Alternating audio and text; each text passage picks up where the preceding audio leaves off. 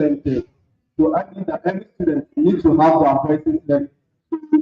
The journey of, let us say, what inspired me to go through this portfolio is because the student body, the, the student body will be facing one or two issues or topics, but before to get to them, or we don't feel as if like we receive feedback from them. So we are trying to work hand in hand with the student body so that their voices or their complaints can be learned and work. Okay. Let's take this scenario here. That we have a meeting, this particular meeting. You are the secretary, okay? And this meeting gets really heated. That you see people fighting. How will you go about taking the minutes of that meeting at and when it becomes very, very heated?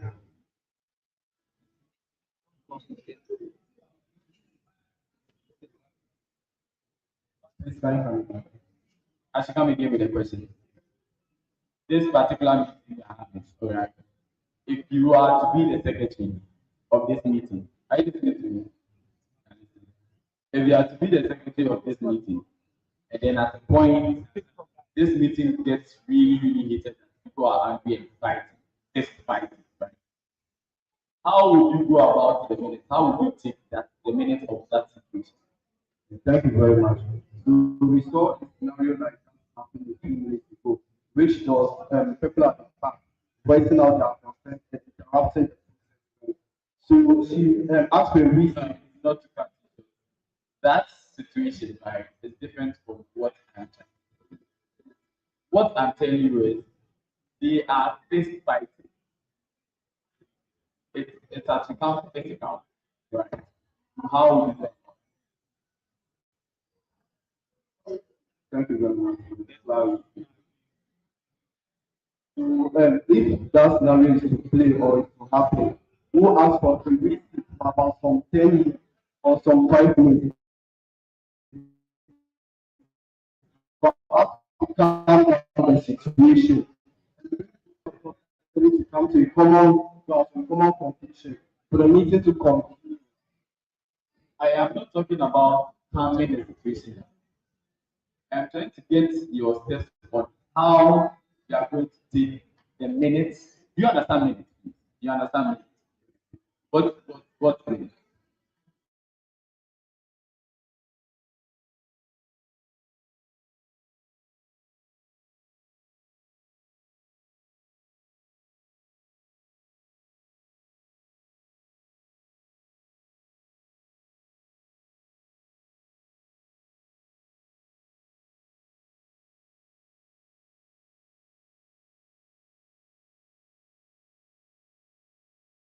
All right. So I believe that the fighting is not part of the agenda of the meeting. So there will be no such record to fight. Yes. People don't hold hello. People don't hold meetings for just like except for bossing and racing. This meeting was not for fighting, but then they have it, right? So you as the secretary, how are you going to take a minute?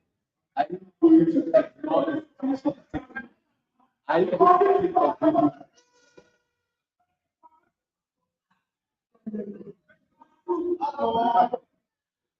What are you going to do in order to keep persistent and precise records of that move?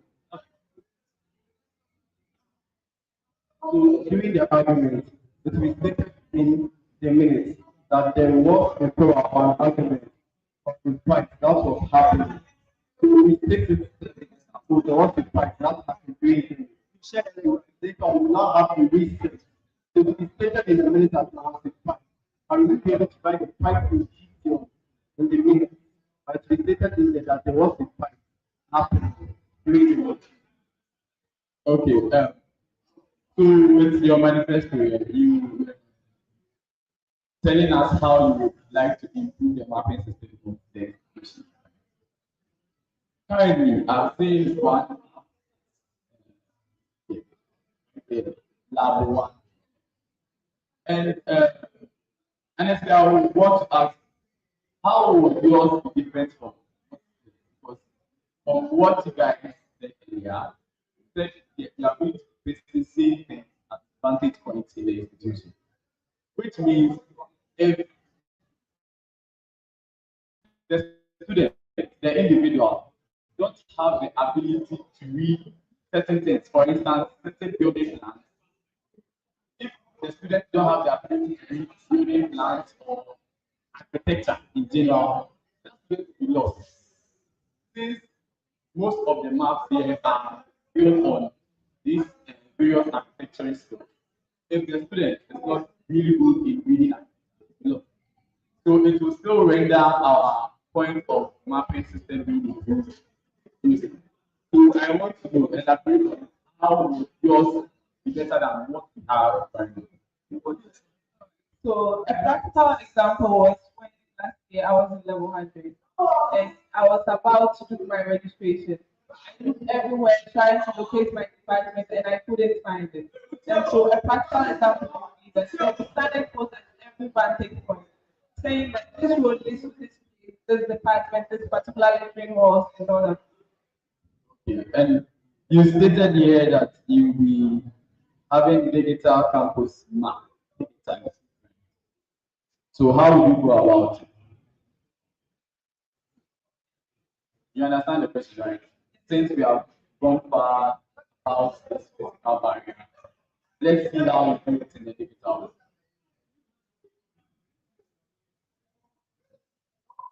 Okay, thank you very much for the question. So we all know that we are moving into the era of the so you know that it can be a own view of the campus. So if someone is not able to understand the signage rules or school, or the person is finding it difficult to interpret or read where he or she is about to send to. So the digital signage map or the digital map, it will serve the purpose of a drone view of the campus. Not to cut short here. We all know Google Maps, right? Yes. Google Map produces two views. It produces 360 degrees view of the entire planet to be accessed. So, how would ATU digital map be different? Because bear with me, if you are going somewhere in a using Google and then you get to the 360 views, it's basically a low pixel pattern. So how would yours be improved?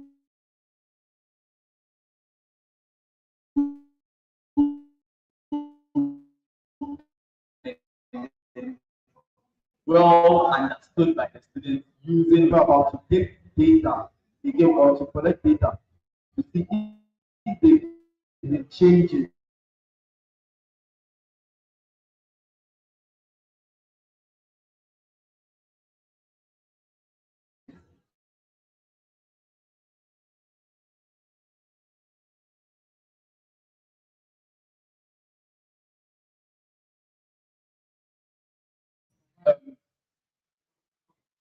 You said you would improve the record system by making it digital. Um, if I understand you, it means the records of this institution will be kept in a website or a web app or something like that. One, who is going to be the administrator of the website? Two, how top will that website be? Being known that we have access around, we have concerts. When you get there, you know they have individuals that are really good at computers. So going the digital way, right? What message did you put in place to protect the records we have on that web app or the website? thank you very much for the question. So that reference to our health policy, we are talking very important about digital record keeping. The lights are on. How we are keeping this story up. HAPI, we made reference to that. It's going to be in form of SRC archive, but to be in two separate things. One, which will be for the general public, so that we'll be able to access the information meant for them. So we are going to involve the computer science and IT professional to come to help us build so that it will even be a avenue for some students. So not to practice your faith. I understand how you ask a website works. We have the site visible for the general public. That is where the students see whatever they want them to see. We have the site for the administrative. That is why I was asking who will be in charge of that part of the website. Okay, 2 point. For instance, this is the room. This is where everybody can see everything. Okay. Now the back door, what happens at the back of that website? Who instructs what is supposed to be seen here? That's what I want to know. Do you understand me? The, admis- the administrator of the website, the administrator of the website are going to be the secretary, the personnel or authorized personnel who are also allowed to access information from them. All right. I'll pass it on to.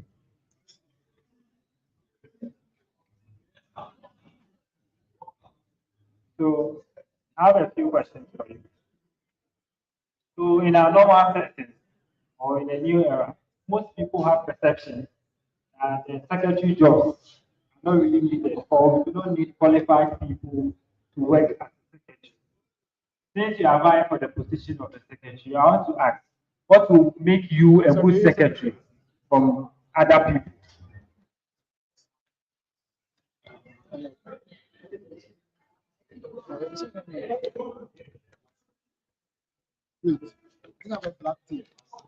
Thank you very much. The AC chair board member. So one and the question you asked was, if I understand it clearly, you said what makes us different or what makes us qualified for this portfolio we are applying for? Qualification. I'm asking what makes you a good secretary from different people. Because if you are to do a test, everybody can write something as a secretary, isn't it? And then we are in an era of AI. At least AI can generate a letter for anybody to do. So in your view, what would be a good test that you think as a secretary, different from different people using AI?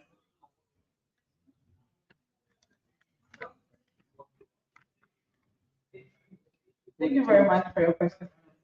So we'll pay attention to that's the first one.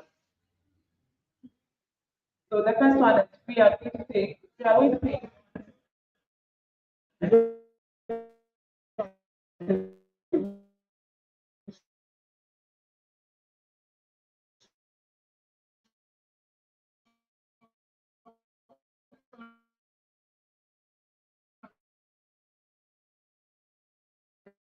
For during and after.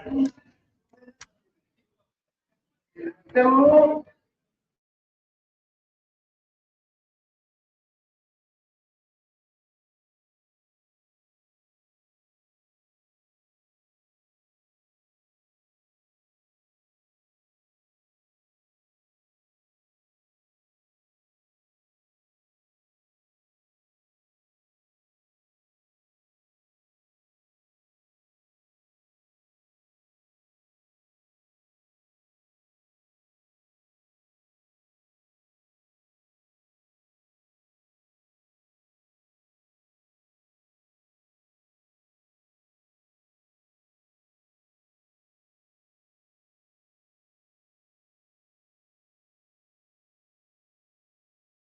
Before you leave, you have a copy of the manifesto. And I so you can just show it. That's what, is this what you presented?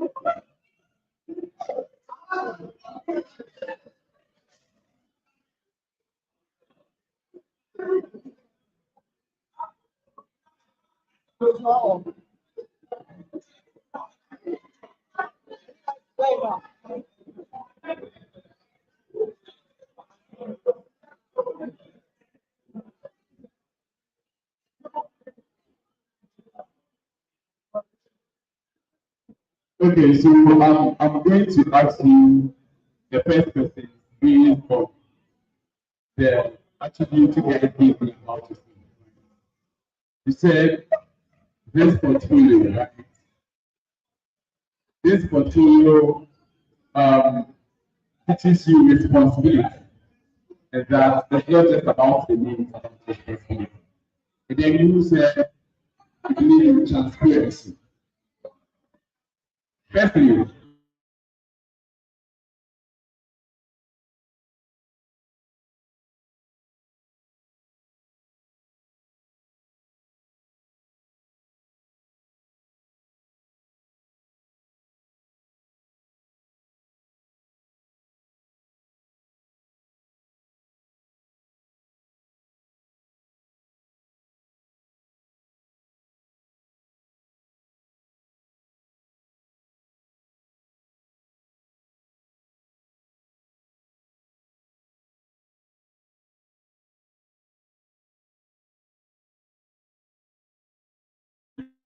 what are your responsibilities?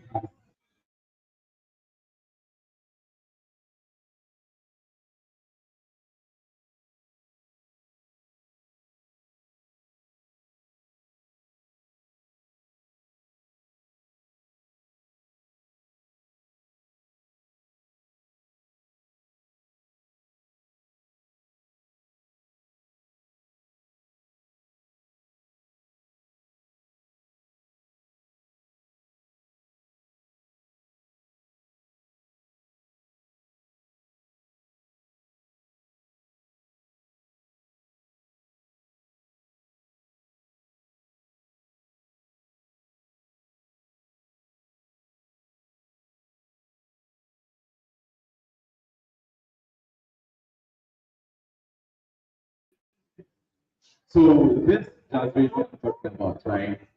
How are you going to be transparent to one, the SRC executive, and secondly, the student body, making sure all information are being crystal clear to everybody. How will you go about that transparency? Thank you, Honorable, for your question.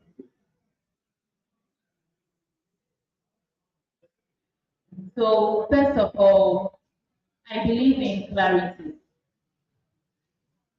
So, when writing letters, I believe we shouldn't put in jargon that the students won't understand.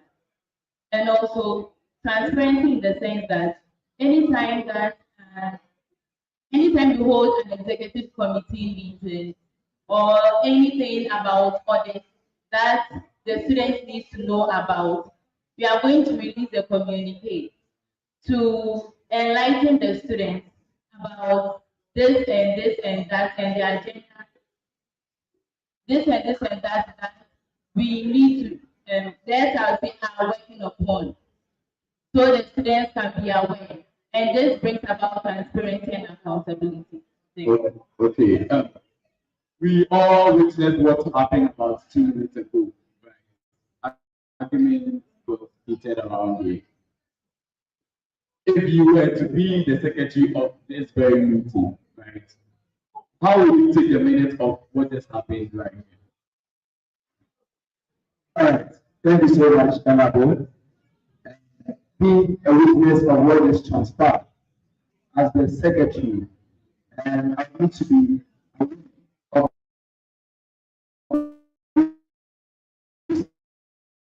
involved in the act. So the So we are hearing the the people involved in the act of the misconduct are going to be able to match the misconduct to the respective people. So in taking the course of search, I would know, I need to ensure that I investigate to know those who are, those who are who conducted the misconduct, so I can write the minute respectfully. Thank you. Very well. Very well. What is your vision? Okay, so you say you want your vision, and then your aspiration. Thank you, Honorable. And every leader should have a vision because every leadership must be objective. So our vision is we are going to establish modern, digitally transparent, efficient, and a responsive secretariat that will serve the interest of the students well. So this is our vision. With our mission, I'll leave it to my deputy as she states our mission. And I'll talk out to aspirations. Thank you. So our mission is we are going to be committed to modernizing our record keeping infrastructure and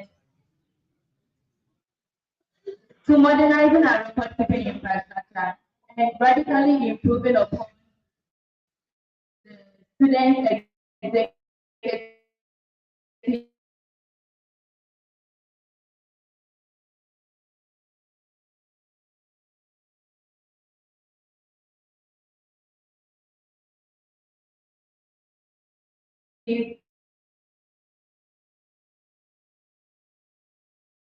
I believe there have been people who have charted this path. And me myself, I inspire myself. Even though I learn from mentors, I inspire myself. I believe that I have the exposure. So my inspiration. Thank you. Yes. I said aspiration, not inspiration. As you know the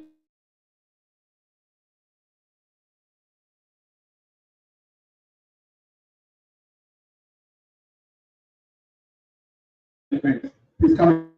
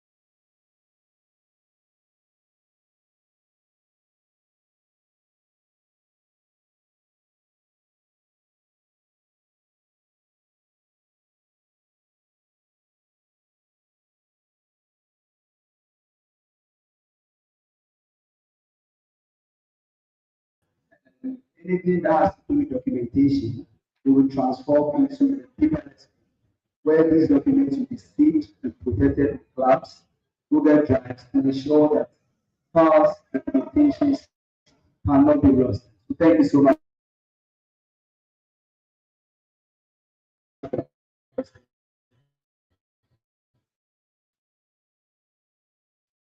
okay, you said cloud and Google Drive, very good.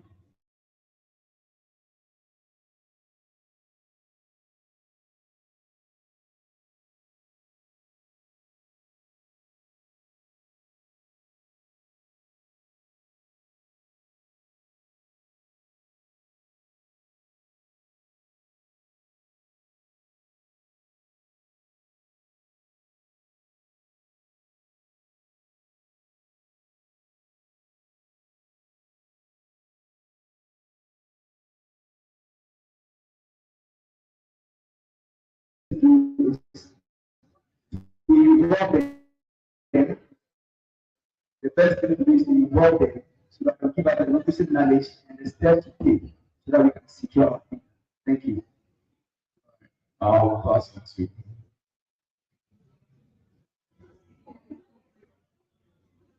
So, in your manifesto, is this your manifesto? Can you see from here? You can't read. I can see, but I can't read from So, here. how do you know it's your manifesto? So, in your manifesto, first and foremost, you have a copy of it. So, you decided that finding yourself. Sorry, Honorable, that was an oversight. I think it's possible we can actually pass it down. Thank you. Okay, so, can you open it before policy paragraph? Let's come again. Can we open it to? For policy paragraph. Sure. Okay, so let's policy over the SRC.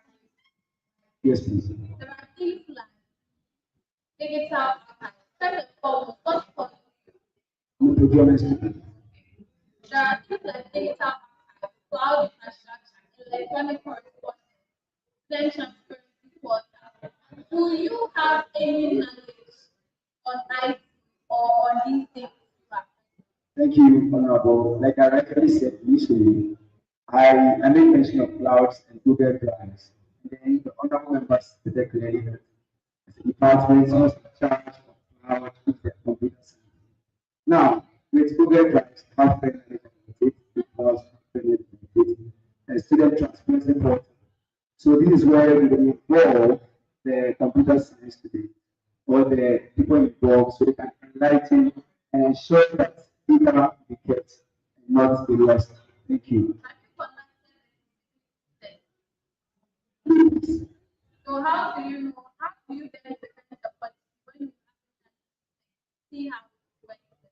Now, the reason why we have the paperless here is that we know the world is evolving, so we thought it's wise that the paper or the manual way of handling our documents should be on what? On policy. You said that you have written. So how do you then know that these things can actually work when You have to come to a question again. you Yes, please. So what I'm trying to say is, have you conducted any form of test to check whether all these things can work? If you don't happen to be elected, what put your test Yes. and you say, Yes. So, like I was saying, I'm not yet to mention this, but I've done some few investigations in regards to the current administration, where some information is shared to us, which I think it needs to be confidential. So, with regards to that, please see that we are moving to the paperless, sorry, the manual paperless. Thank you. So, the code of conduct, we all know. Sure. okay, so that you have written in my code, and protect them from them. You will introduce a binding code of conduct. Are you aware that there is a code of conduct which will be So the center of this policy would have to do with the SRC officers. Yeah.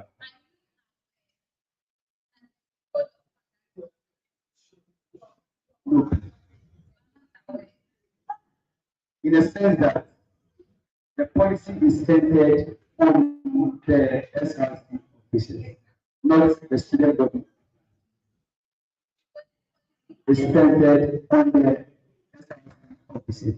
Now, if I will ask, I want to give the chance to explain what the code of conduct policy means out of yeah.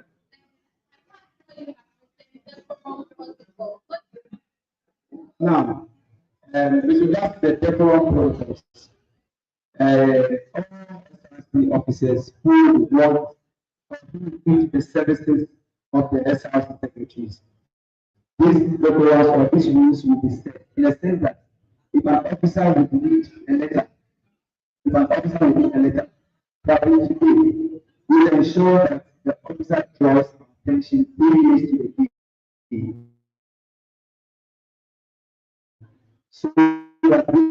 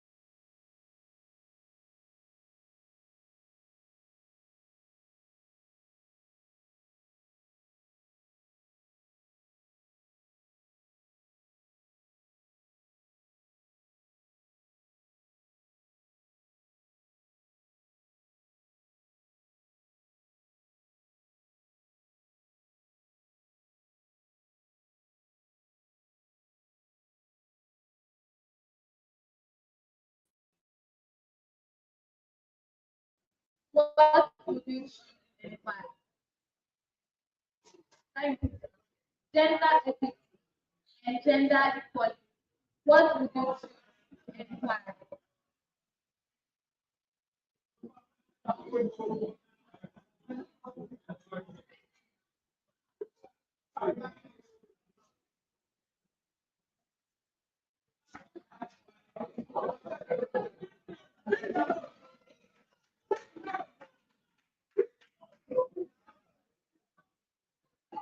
Two.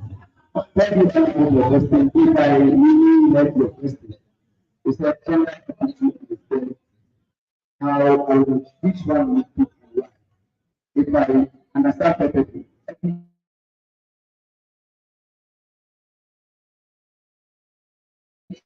and equality is the same.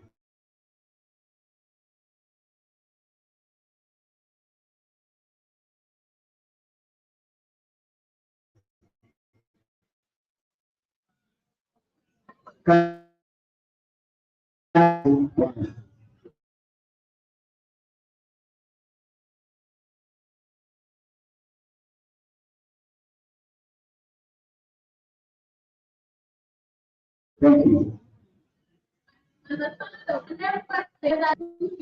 Now, equity, that is equity. I'm explaining gender equity. So equity in this sense, what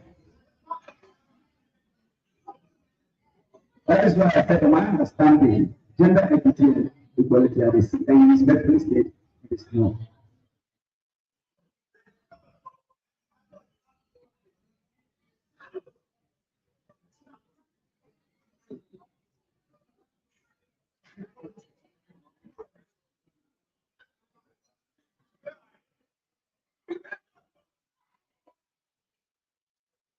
Honorable, if you can enlighten us on that, we will go through it. Thank you. I will leave that to you. You can take it. So, everything is a learning process. So actually, I learned That is why you take advantage of these circumstances. So when you go back, you do your research on equality and equity, so that if you find yourself in the same scenario, you thank you, Honorable. Thank you. So I would like you to tell us what distinguishes an excellent general secretary from that of a great one.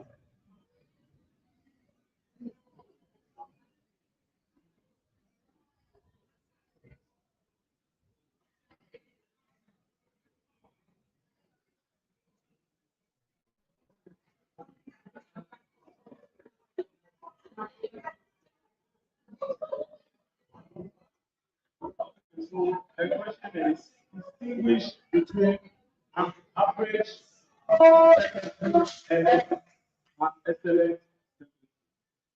Okay, thank you so much. So when we talk about an excellent secretary, it's a secretary who is time conscious, is transparent, and is accountable to its members. Thank you. So what will you do if a president asks you to provide a minute for a meeting you did not attend? So what would you do? Thank you so much for the question. So according to you, you are saying, what will we do if the president asks us to provide or produce a minute that we didn't attend, let's say, the meeting? So we are going to seek information from those who attended the meeting. And see, we are going to make them enlighten us on what went on during the meeting, and also get. Thank you, Honorable, for the question. Being absent from a meeting might not be intentional. So if I happen to be on a delegation and I'm unable to attend the meeting, probably I'll delegate my deputy to also do that. But in a case where the deputy is not occupied, I mean, really important meeting or elsewhere. Probably there'll be a delegation of whoever attending the meeting. So at the end of the meeting, you can get information from it. So thank you so much. Thank you, Honorable Nominee. This is described. Thank you. Thank you. Thank you.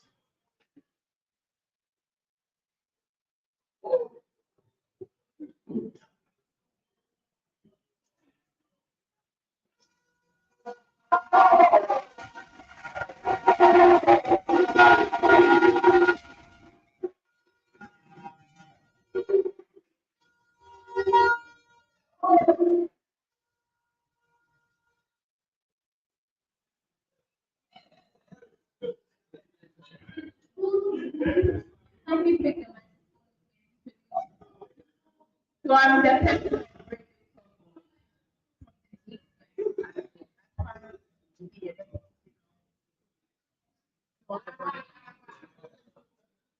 I'm in the person of Dr. Joe from the engineering faculty, aspiring to be the SRC.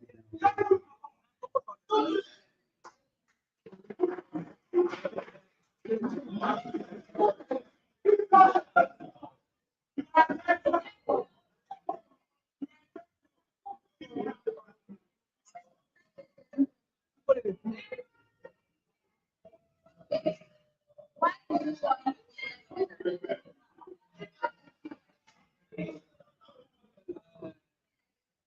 serve as a bridge between the student body and the staff.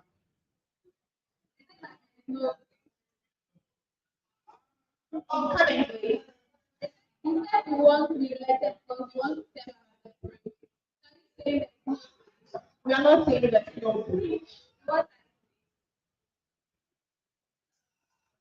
So there's a break, but we want to reinforce the break. In the sense that most of the time, students complain that so we are going to be the ears of the students at this time. so what has to your point? What do you have for us? So we have student support, digital academic excellence policy, the administrative standardization policy, policy, student feedback, and digital engagement policy.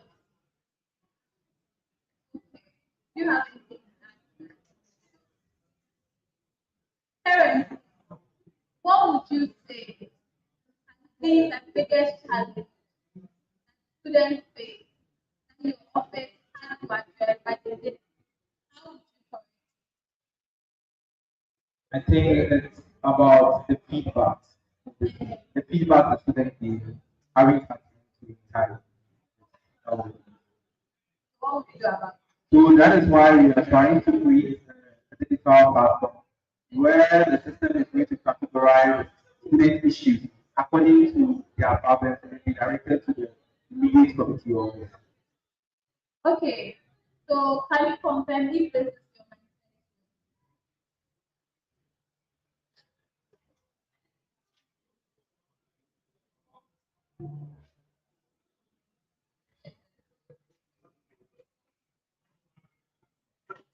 This was a test to see whether you would actually be someone who pays attention. I have to without.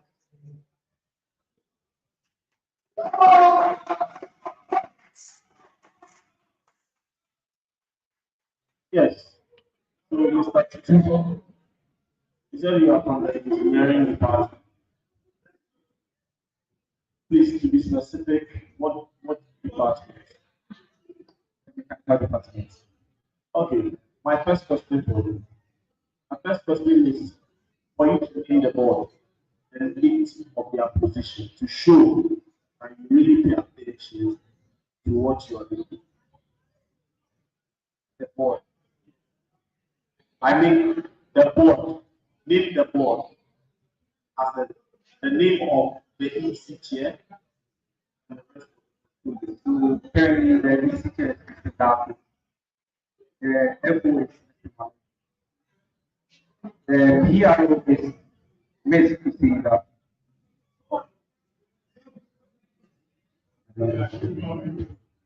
Thank you very much. I would like to ask my second question, which is on the SRC wall, complex wall, there are names of officials held in the lunch. Can you name them, please?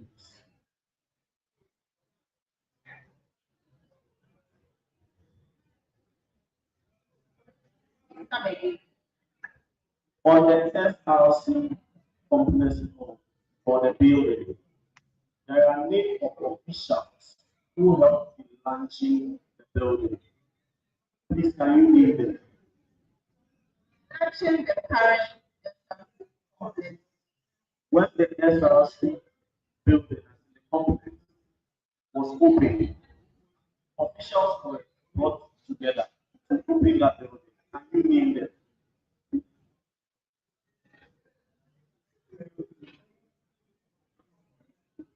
Why? Okay. Directing to you, please, from what department? ATI. Okay, that's nice. In the traditional settings, in the northern traditional settings, there are artifacts used to create sound. Can you name some of them? Oh, I'm not from the northern side, so I can't answer that. I want you to remember it's a question. You pay details to what you are doing from your respective department. Okay. And as part of your final project, you will be choosing a region to represent. If I am asking you a question and you are telling me that you are not from that region, are you trying to tell the department that? So actually, I'll go. You are not in the right position to select. I'm not in the right position. You are being given. Yes, please. I think I can go and talk to whoever is it that I do a research on it? So, I don't know. so the answer I simply need from you. Maybe I don't know, or no idea. But if you tell me you're going to select, the reason why I'm asking you based on the department, if you are from the department, you get it. And without something you hold the knowledge of that thing. If you don't pay people the minor things, how do you expect to reach the years the students to the exam? Mostly people are not project. We select. We are not we select people up and yes. That's why. So with that answer, I throw it back to you. How do you think, with little details that you are supposed to do this, how do you bring the SRC to the law? Okay, so we just have a thing and know what we are worried about. How do you do it? How do we do it? I think by bringing on ground, because most of the time when the people are when the people are connected, they see them. So I think one of them. Okay, so my final question is the ATU, the Accra Technical University, as the governing board, can you name the governing board? Okay, so the chairman, Mr. Enes, we have the vice chancellor, Professor Amedu Akakoni. We have the finance, who is the on the board. Who is Mr. Akapo? He's currently the vice chancellor. So I'm making this. So on the board, we have the chair, we have the secretary, we have the president. When you list the person name, you tell me, oh, this is the chairman, this is the director, this is the floor member, the floor member. So that's what I want you to do. Thank you. So we have the chairman, Mr. Ernest Ipiamuchi. We have the vice chancellor, Professor Ezi Akapo. We have the pro vice chancellor, Professor Felix. Is YH Kuchabichi.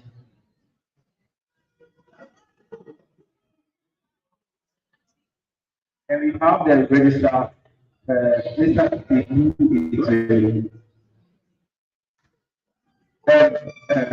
Tutu, you are from engineering.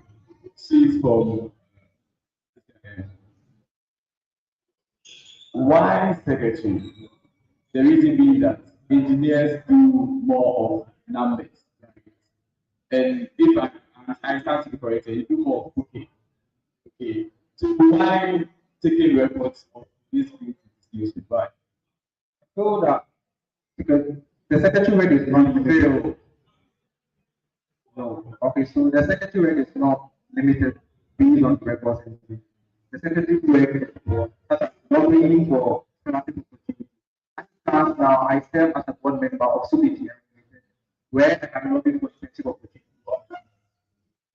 Okay, so I want to know why we left engineering. To specific what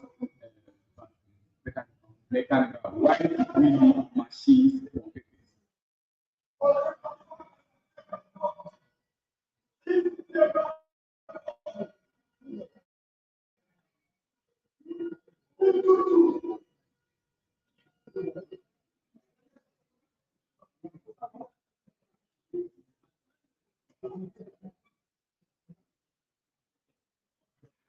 So secretary rate is not actually limited based on the past. I think everyone is capable of being the secretary role.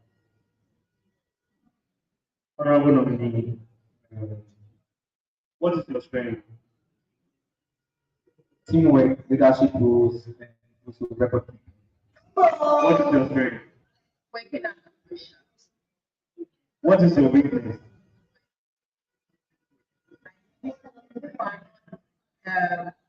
Ready to where people always think this particular I said, what is your weakness? working with me. Honorable nominee, what is your weakness?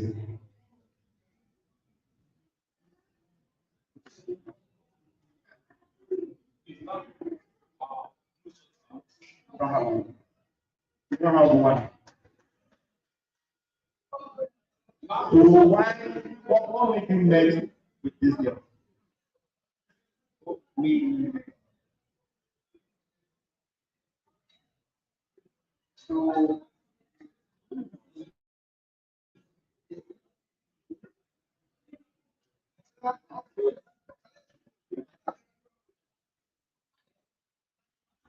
the secretarial work actually I needed a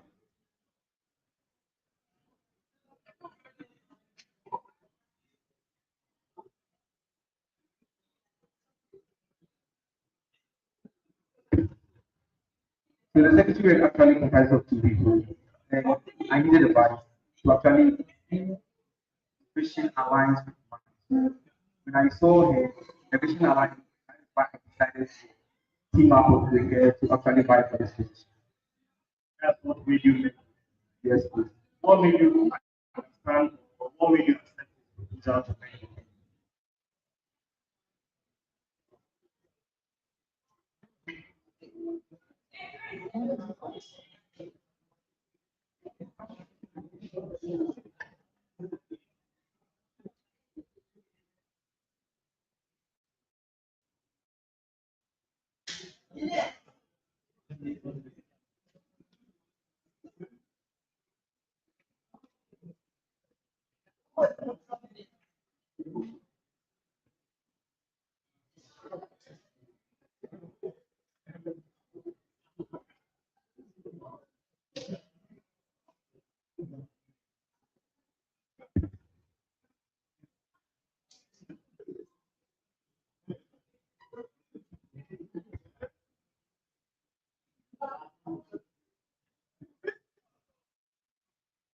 Okay, so I saw it and I realized his form so making with him wouldn't be a bad idea.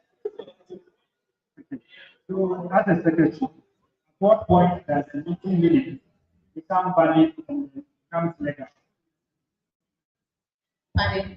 At what point does the meeting minutes become valid? Point that Yes. After the meeting has been read and seconded by the House, When it becomes valid. And then my last question is, how will you maintain neutrality?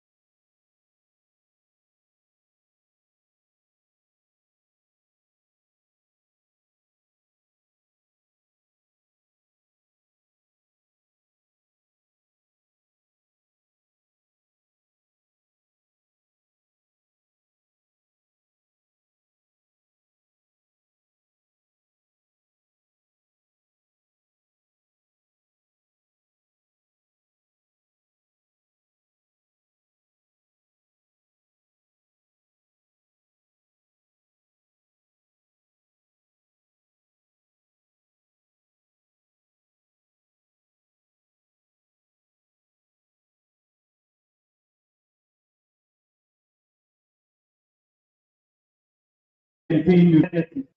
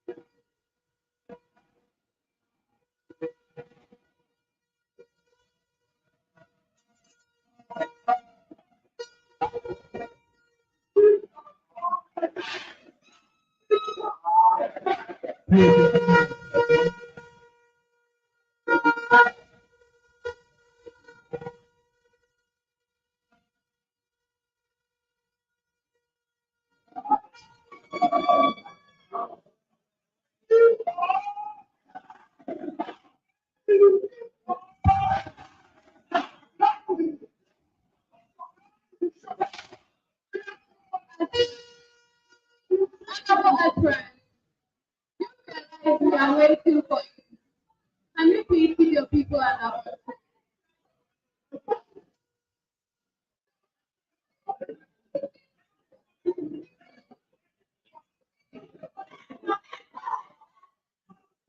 kindly take your seat.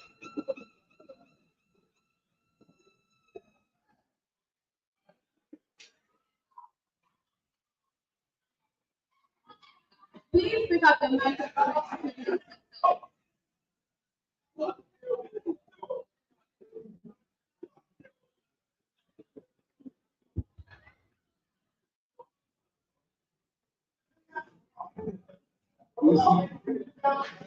Mr. Chair. Mr. Chair, with your permission, we want to quickly address our audience so that we will not distract the election process.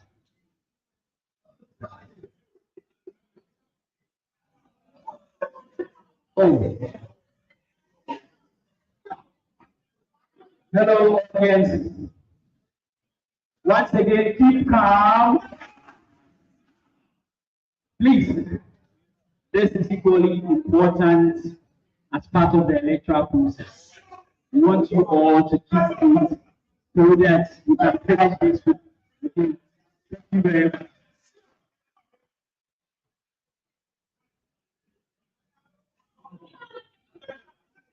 All right, Honorable nominee, please introduce yourself. Thank you, Mr. Chair. We respond to the team. The time is now. My name is Ernest Agosol Remember, and I'm a 300 top-up student from the Civil Engineering Department. I have with my brother, Bernard Yafen Che, level 300 top-up student from the Building Technology. We are capable. We are transparent. We are loyal. We work under pressure. We understand the students. Thank you very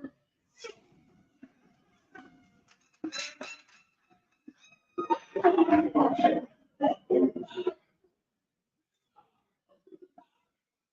Do you believe that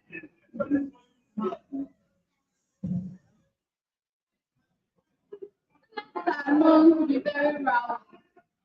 Certain circumstances and instances, we need a leader who can be sensible students. Do you think you are capable? Thank you, Mr. Chair. Yes, please. We are capable from us. And yet, we couldn't call you. Thank you, Mr. Chair. We call them to order. I am not the chair. Who is the chair? Honorable Richard. What is my name?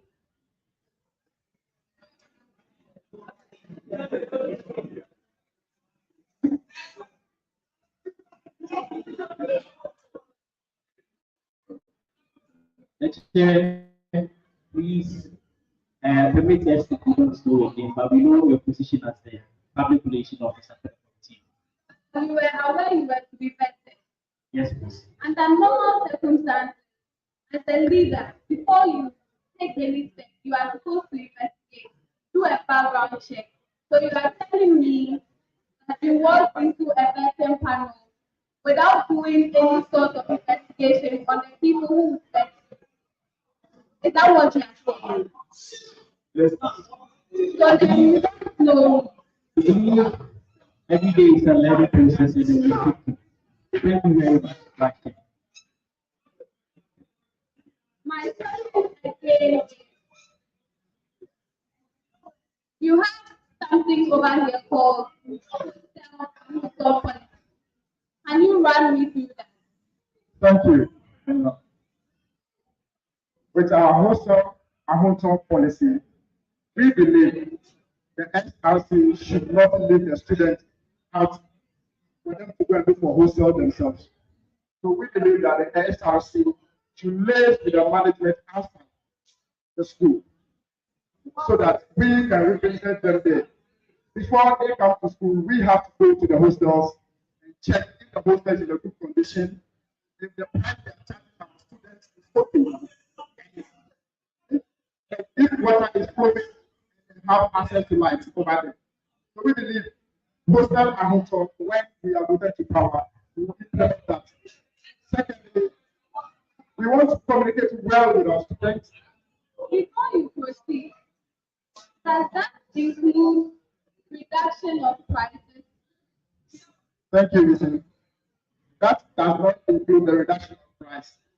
Why? Because we have to go and investigate first to see if the hostel is okay with the price we are charging.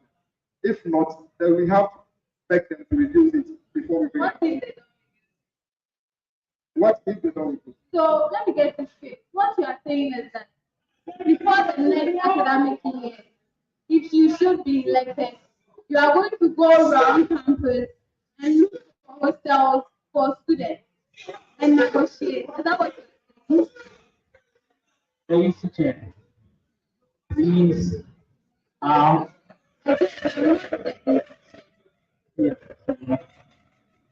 We want you to understand that this policy is a policy that is warranted.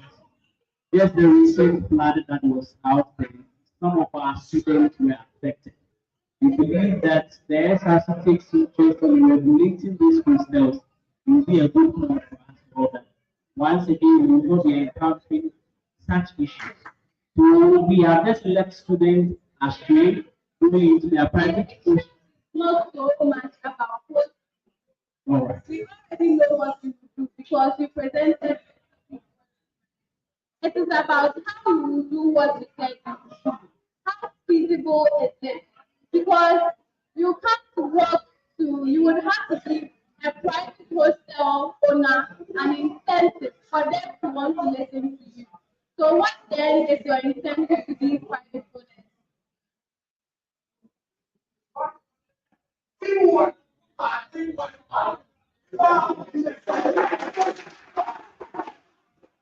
We are also realizing that we have read the government of the state is taking key interest in the rent control process.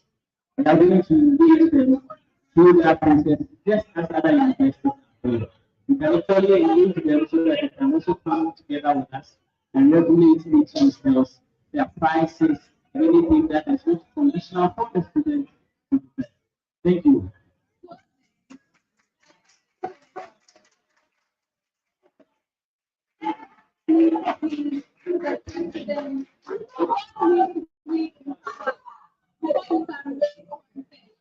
What happened to that? I am justified when I say that all that you are saying is just to make our brains work. It is an attempt to convince us. You can represent that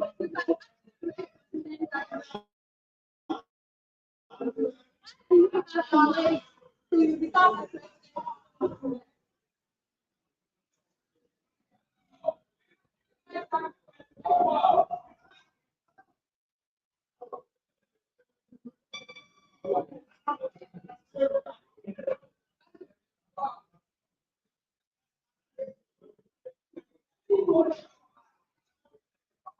Thank you.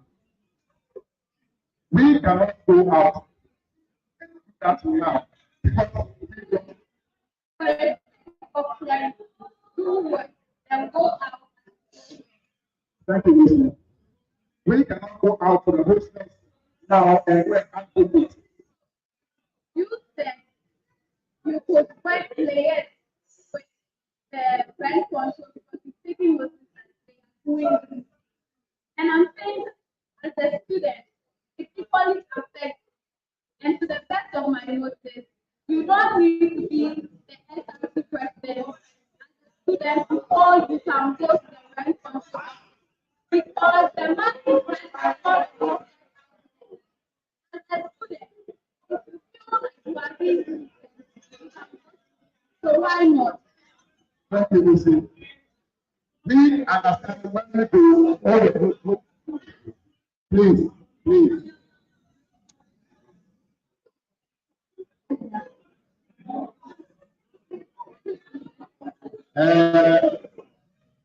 Can,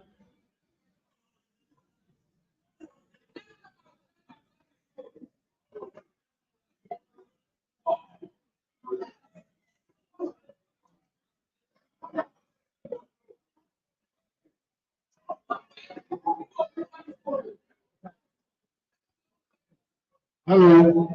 I guess we came here to listen to what they were saying. Now, those of us who are even closer to them, we can't even hear what they are saying. So, how sure are you that?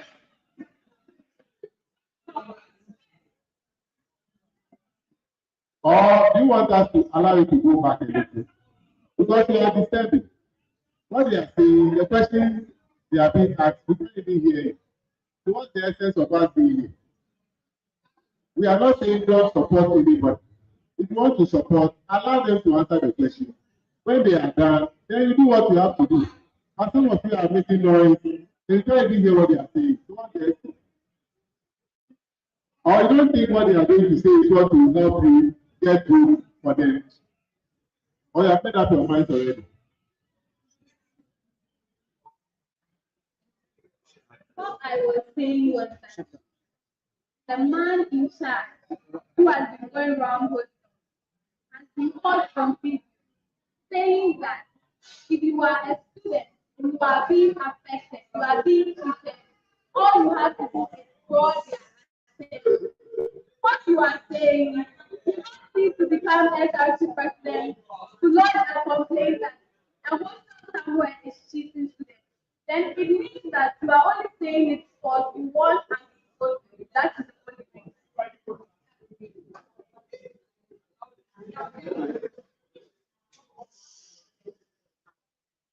The chair. This question is a question that is dear to us and the policy as well. What we intend to do is what we have described in our manifesto. We believe that a consultative engagement with the rent control and all Honorable nominee, the question is, why haven't you done this?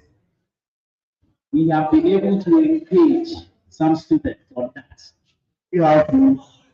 At the moment, they are out. They are not here as we speak. But we have been able to engage them. So during the flood, we realized that some of the students at Adabami No, we are talking about rain, not flood. No, we are saying that we addressed some of these people. We met these people and they addressed their issues to us. I think this rain issue came before the flood, right?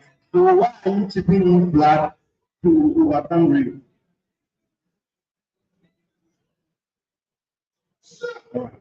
We realized this issue at the point and instance where the flood came. So you are saying you didn't realize this issue. It didn't come to our notice, but before the incident of the flood, that is when Or they are paying for rent before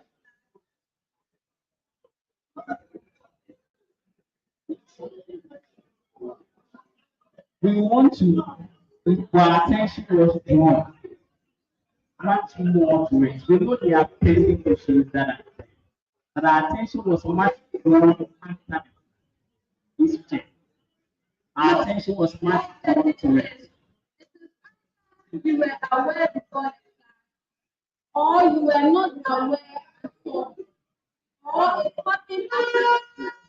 So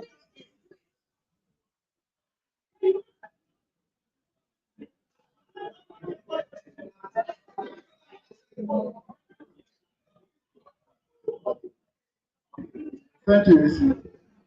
We were aware, but aware before we were aware that the students face challenges at their hostel before before the flood. but we did say the attention was drawn to it during the plan.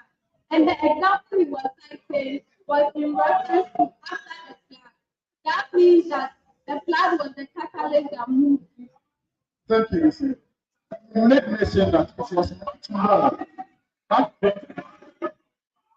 So we want the two of you to agree. He has said something, you have said something. So what are the two of you saying? So we are saying we were aware, but we got much more aware when the flood came. So what didn't you do anything? We don't have the voice at the various regional governments. So we need power to speak. We cannot go and talk with their behalf. We are also students. So we need power.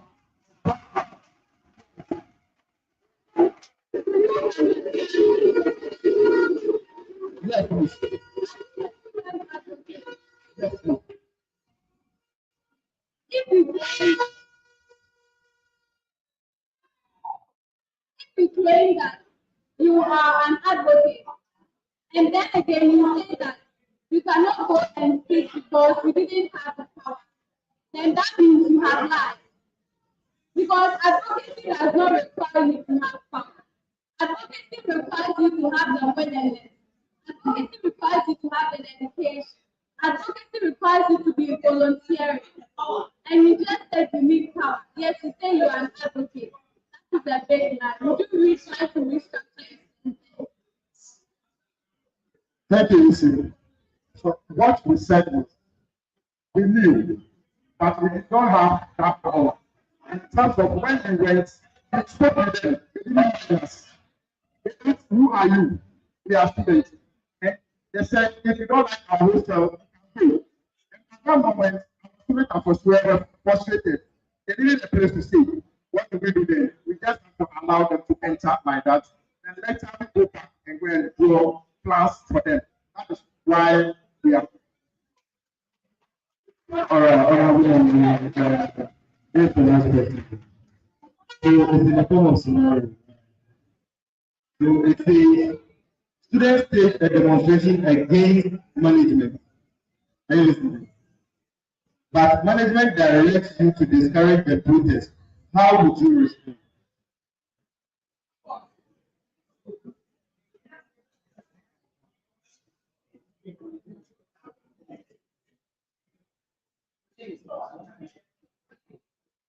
Chair, I come here. I want you to come again. All right. So I said, students take a demonstration against management. Are you with me? But management directs you to discourage the protest. How would you respond?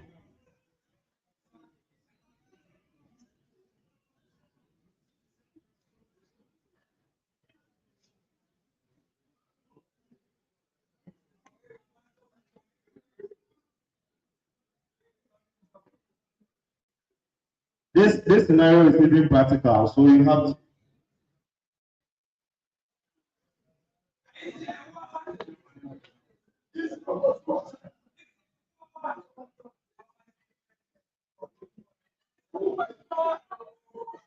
Then you see there, the question given was a scenario.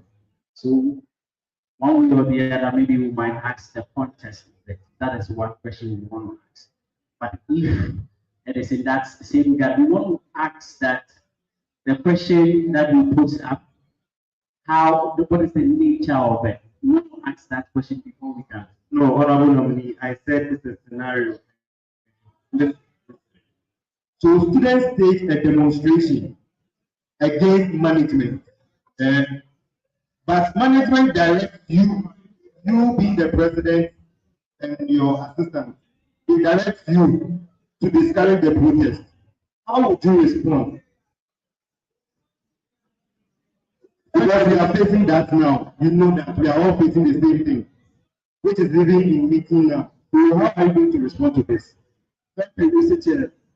So number one thing that we will do is we will look for the country leader, the one leading the demonstration, and we talk to him or her to tell his people to calm down.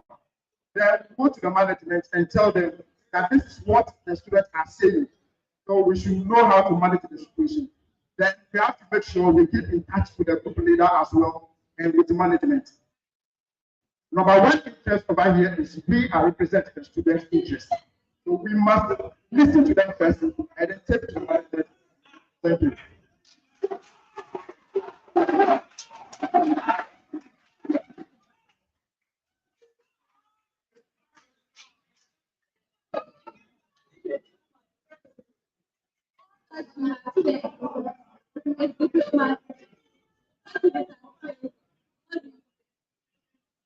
All that you have said is diplomacy.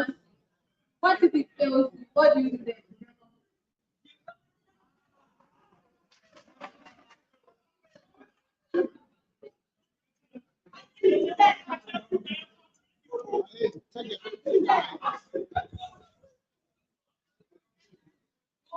The chair, with our approach, we believe we are doing some situations. No. You've been given a scenario, right? And in that scenario, your answer to the question, you are going to use the diplomatic approach. But then you have employed the diplomatic approach. It has failed. What do you do? Because understand that there are two parties involved. One is the student body, the other is the student management. Don't forget you owe allegiance to the student body first and management second. How or what would you do? Thank you, Lucy. We believe every group has a leader. So we check the group leader and make sure he's calm.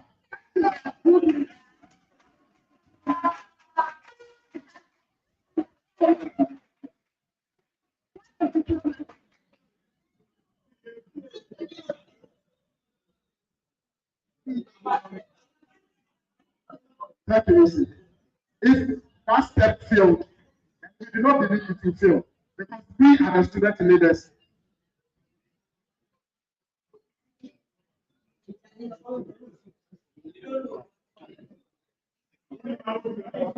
So my question is based on your policy.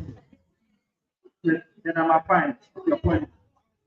You stated the expansion of the SRC Bawumia Fund. Then to me, you know the Bawumia Fund is not mandatory. It's not even stated in the SRC Constitution that every president should award Bawumia funds to the needy students. And then there is this instance that students who are needy do not get the money, but are being given to people or people of interest. As the president and the vice, what would you say about the Bawumia fund being allocated to the right people?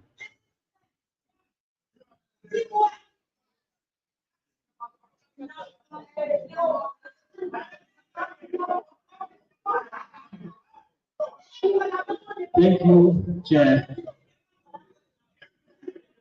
Richard, with this question or with this motion of this it is one way or another going out there. Sometimes are limited. Sometimes are limited, and for a matter of fact, the needy students do not get. That is why we came up with a plan that we will expand it. We believe that the expansion of it will need more people to contribute to the plan for me to get to other audience that we expect. So we are okay with the expansion. My question is, how will you ensure that the money is being allocated to the right people? Thank you for the question. We want for the process of the verification of the member who benefits from Colombia. We began in endorsed by each weeks. All these years it has been endorsed by the each weeks. We advance it to the faculty level so that we get the listed number of new students from each department before we can allocate some funds to them. Honorable nominee. So I want to know, in your years in the institution, right? What have you done that have helped people without the intent of campaign or any position? That's deliberate actions, right? Anything. Deliberate actions that help students without it being linked to campaign or your portfolio.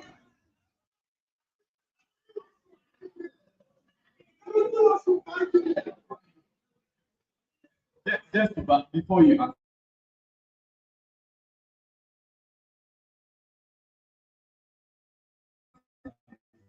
Earlier before the 13th, So next time, let's check for a meeting. You should know whatever you want to say. So finally, Thank you, Mr. I think that's all right about that. Thank you for the question. Last semester, the school increased our school fees without communicating with us. We went to our right campus and we saw that our school fees was increased. We didn't know.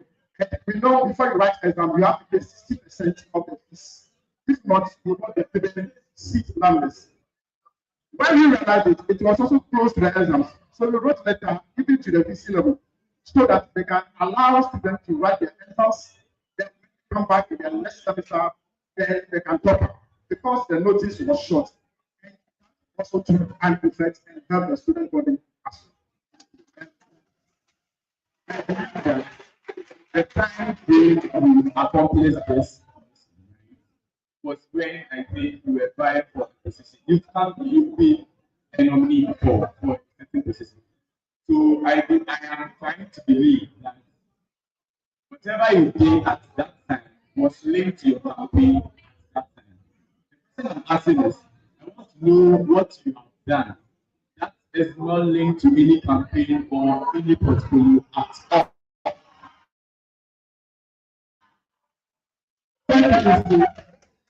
I can say what I did last semester or what we did last semester wasn't for campaign reasons. Because by then we hadn't started campaigning. My class was hugely affected. So we need to take a step. And I am the class rep as well. So I can sit and say, because they will use school fees and they will not pay the 60%, we shouldn't take part in the exam. But the campaign has not started. We have not started our campaign. So it was not linked to campaign or money policies. Thank you. Our next question is for the policy. Policy number 7. You said student engagement and feedback mechanism. Right? You said you are going to engage the student body in whatever activity that goes on within the SRC. Right? I want to know how that feedback mechanism will work.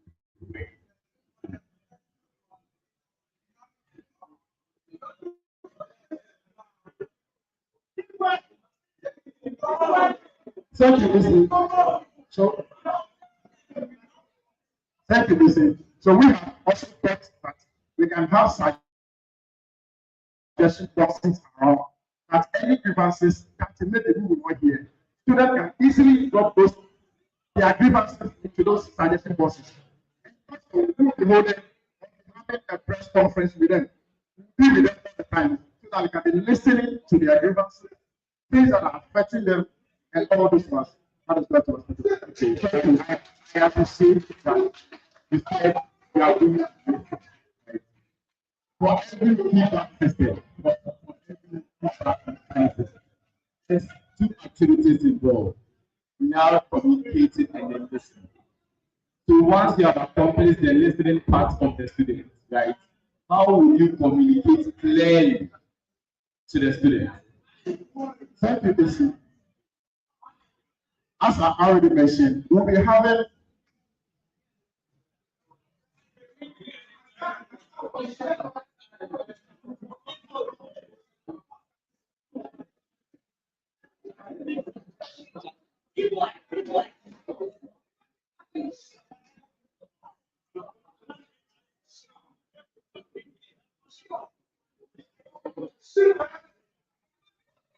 Chair, we know the very channels of communication on ATU campus. It is done through by the SRC PR.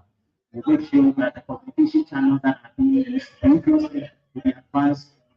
Use that same medium to communicate to students. All right, thank you.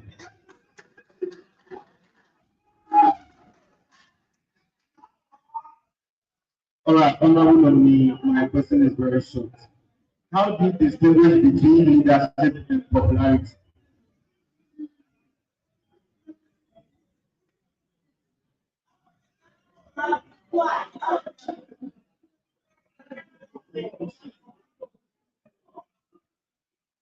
Thank you, Chair. We believe that we stand to be corrected if we are wrong, but we believe that leadership is you picking up mandates to do, you picking up mandates and service to your people. That is about leadership. And the other aspect that is popularity is the fact that everybody gets to know that you are this or you are that. That is popularity. Between these two, right, between popularity and leadership, which of them makes you feel or think you can be the SRC president and the vice? We strongly believe in the leadership part.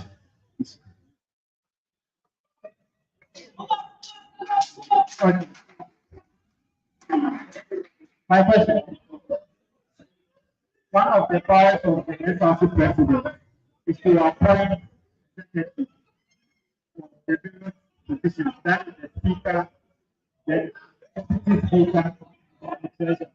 In your term of office, if you have an appointee who was so involved in your campaign and underperforms, and then the same constitution also gives room for the removal of that appointee to the president, what step will you take according to the removal of the appointee?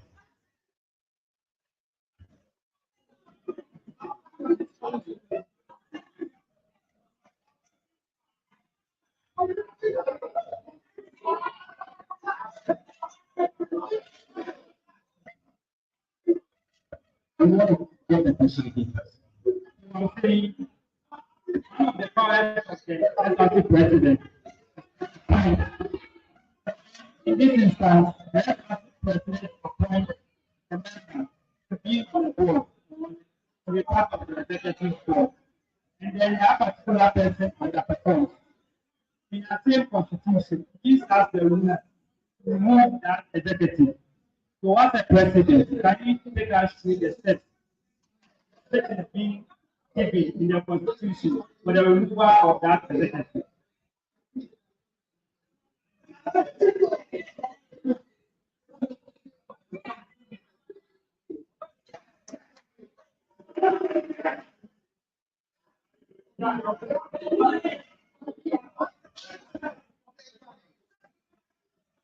Mr. Chair, there are things, if it's underperformance, it is not stated in the constitution. If it is underperformance, it is not stated in the constitution. But if it is a misconduct, that is what is stated in the constitution.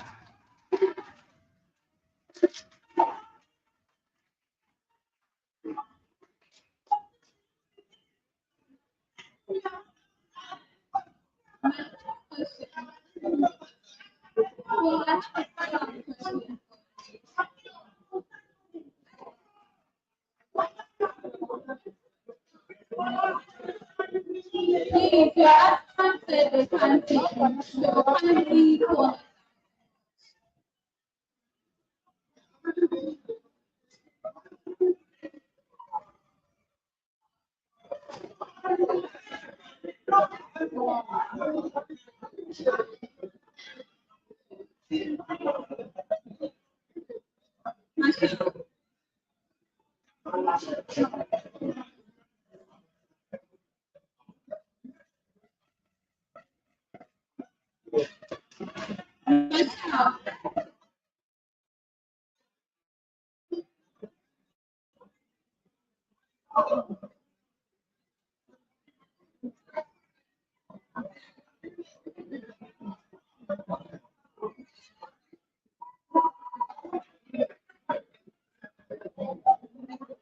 I still stand by the concept of diplomacy.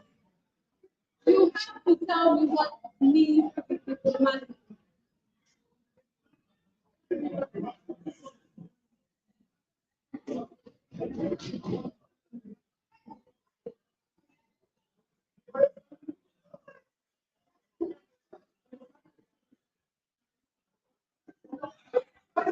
No idea, Chair.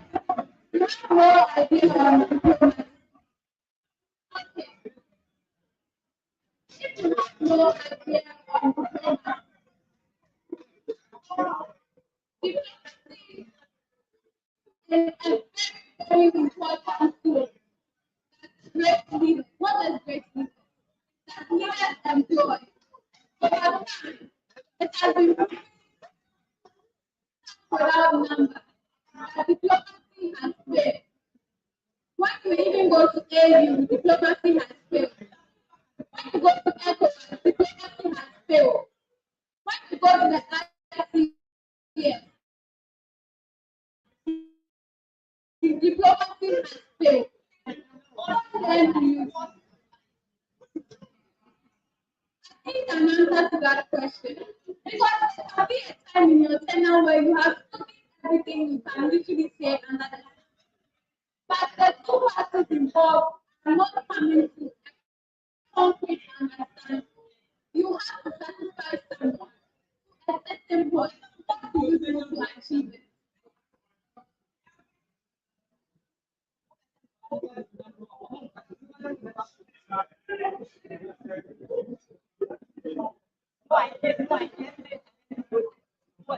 Thank you, Lucy, for the question. When it gets to that, then we believe it is out of students' power. Then we can go to the management back and tell them this is what we have done, and it has failed. What can they also do? What is press conference?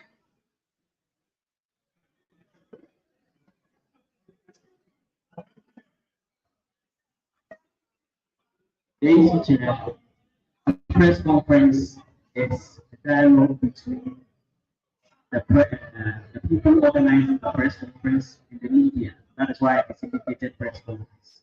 Something that we need to go out, that we follow in the media. That's the press conference.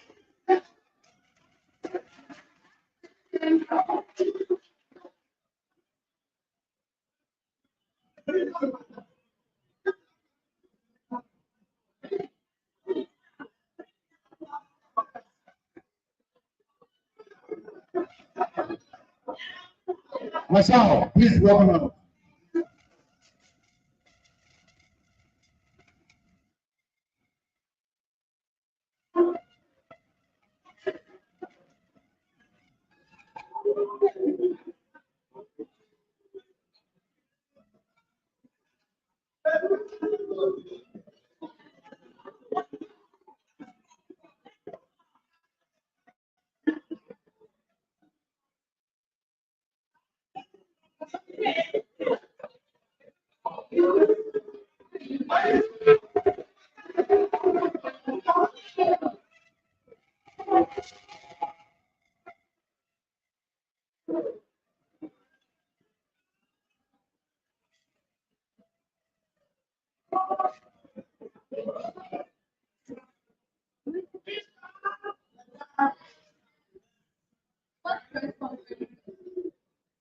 Thank you, Mr. Chair. We indicated that press conference is between them. But I answered this question earlier. I don't know. All right. So it's a dialogue between the yes. It is a dialogue between the media and the news that are presented. Yes, that is why it is indicated press conference.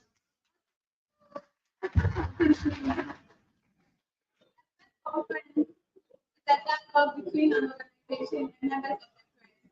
He said that he was going to organize a press conference. My friend,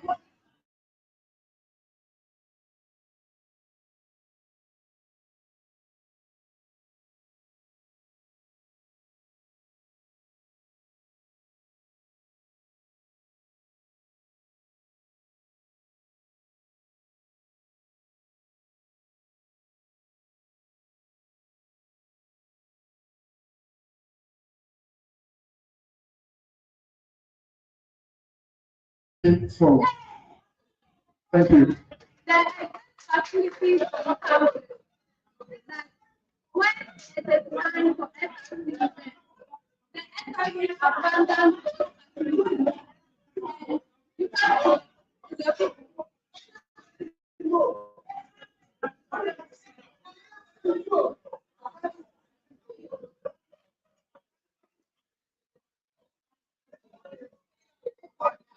event facilities on campus.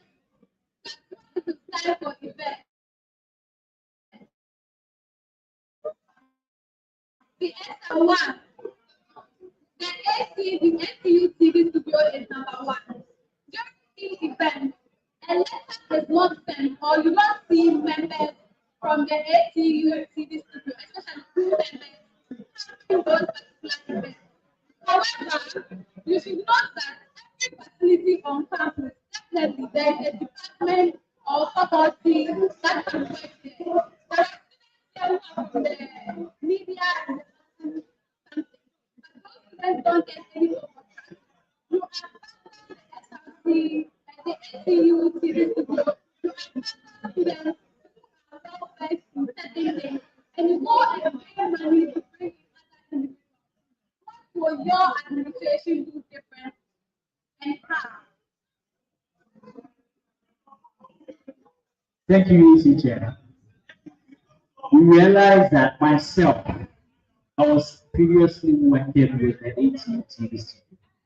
So I know that just some few years back, 2 years ago, we were just with a part of the technical team.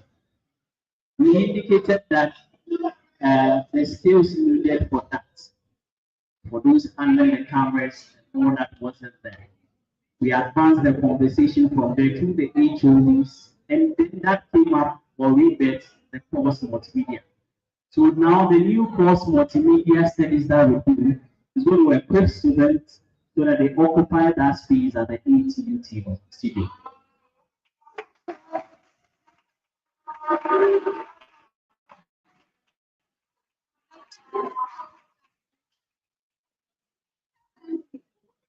Now, it is not that there are students who are sick, and it is not that there are certain facilities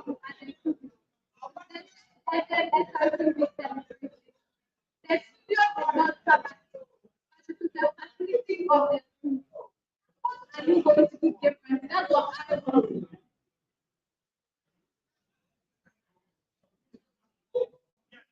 Thank you, Isi. We promise to engage them in our administration. We will send a letter to them when we are having events for them to come and cover it for us. Thank you. Okay. So my first question is, do you know about ATU radio?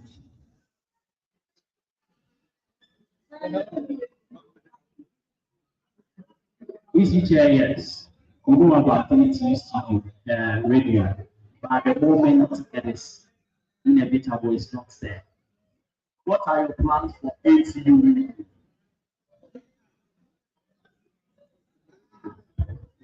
Easy, what are we doing about it?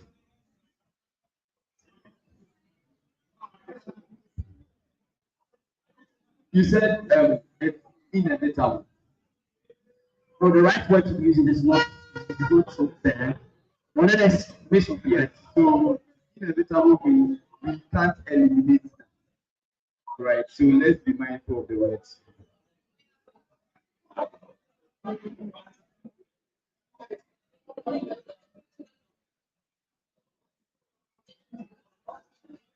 our plans towards the radio station is now that we have our multimedia students now.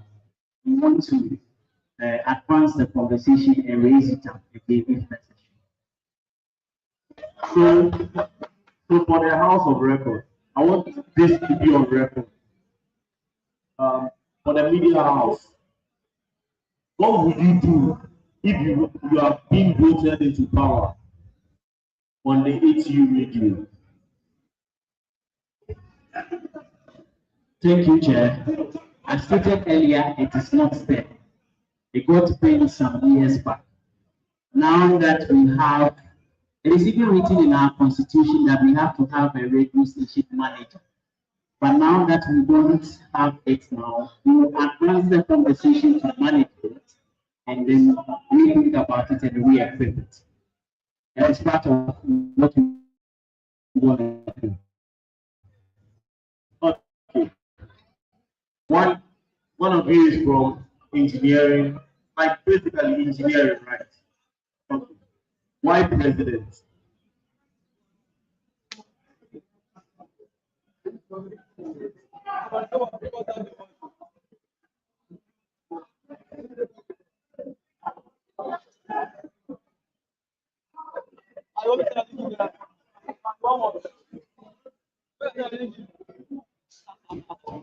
Thank you, BC. We have listened to the students, and we also have a leadership skills from our various workplaces. So we believe when we come to power, we can do I can attend to the students and their needs as well. Please come and give me your answer. Thank you. What I said was, we have listened to the students' concerns on grounds, and with our leadership skills that we have from our various workplaces, we believe when we channel that to campus, we can achieve a lot for the student body. Thank you. Okay. As the president, you are going for the president. I would like you to give me the previous 5 outgone presidents.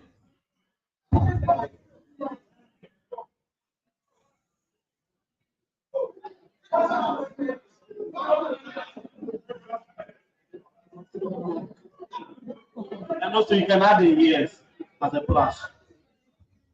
Thank you, DC.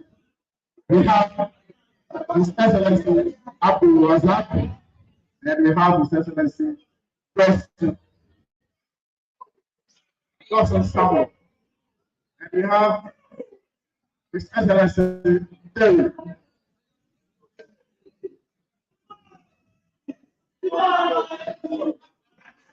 And we sorry, Terry wasn't the president. And we have His Excellency Damasi, and we have Desmond. And the current country is His Excellency Apia Mission, known as Bombay. He's not outgone. You are left with one.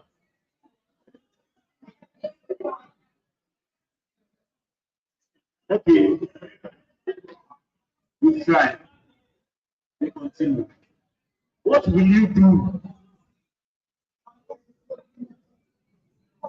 What would you do if there is an argument in the budget between you and the financial officer?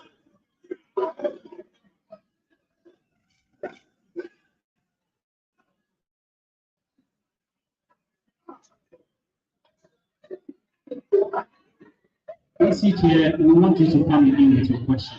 What would you do as the president if you have a fight on the budget with your ECO?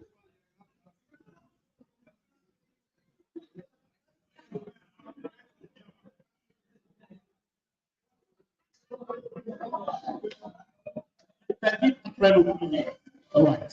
Since we all form part of the executive committee, we believe that the ECO is also part of the executive committee. There is no way, or we believe that it is a collective effort. The WOCOM is involved, the general secretary is involved, the welfare officer is involved. All these people form part of the committee before we write a budget to that effect. So surely we believe that it is going to be something that it is a round table. Executives get to know about this budget issue. Okay? Yes. How do you tell on solving the water problem in the Rosendale?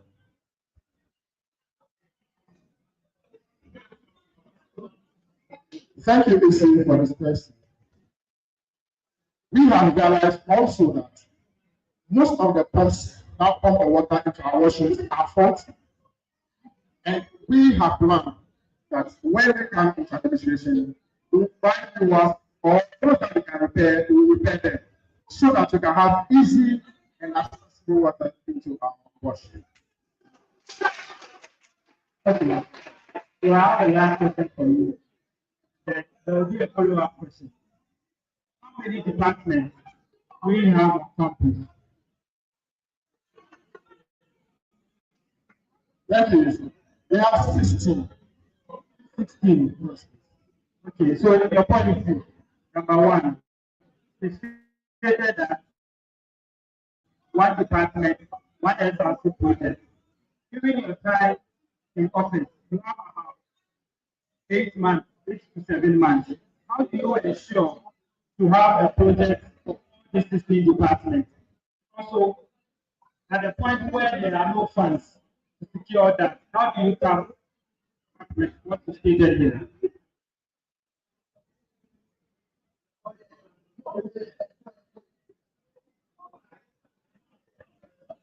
Thank you, Mr. Chair. The reason of the statement, the one project at the SRC, from the SRC to those departments, we realize that some of the departments has critical issues to deal with. But we believe that with the time frame given, some departments also fall under the faculty. So if the faculty-based problem, we will see to that faculty problem, or the second one, because we will engage the fashion department. Then the fashion department made us aware that some of their machines they use in sewing is fault. But that is not a problem that it transcends to other departments. So we are key on tackling those projects that are needed at those various departments. Thank you. Just one question. I wanted to ask you. So when I ask the question, you give me a yes or no answer. It's just 2 sentences to elaborate on your answer. That's all. Right. So for your 8th policy, you said security enhancement, right? The first point is talking about you increasing the numbers of CCTV around campus, right? Then when you come to the next one, it says you try as much as possible to increase the closing hours of the hostel. Don't you think this is contradicting each other in the sense that we are increasing cameras to catch tea, and at the same time we are increasing hours to bring in tea? Don't you think this is contradicting itself?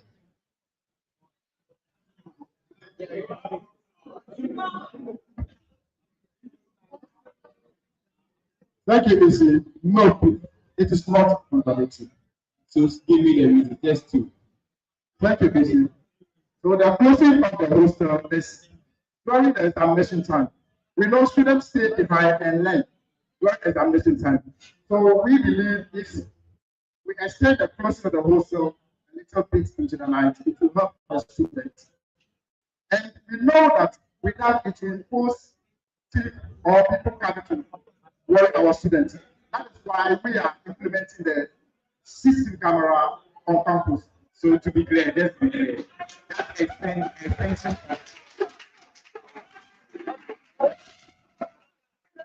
extension of will be done only during examination period.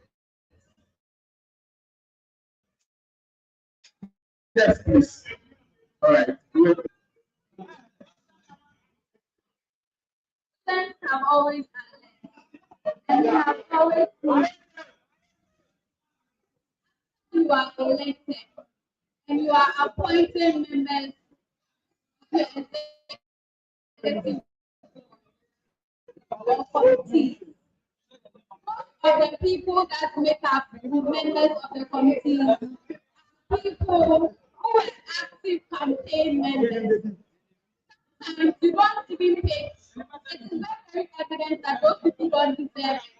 But due to politics, those people end up there. We have seen all the people who are campaigning for you. There's the assurance that you will not put someone there because they were your campaign managers or part of your campaign.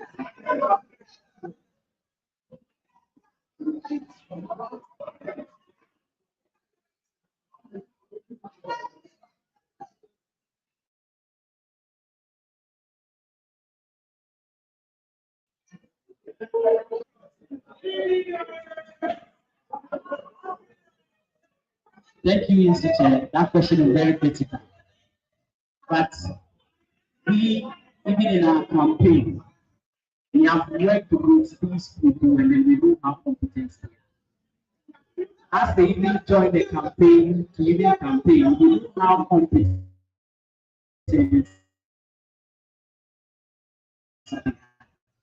We believe that when we assume this. And you are selecting those people to represent us, or those people are working for us. And we raise objections that we don't want those people. Oh, without any bias.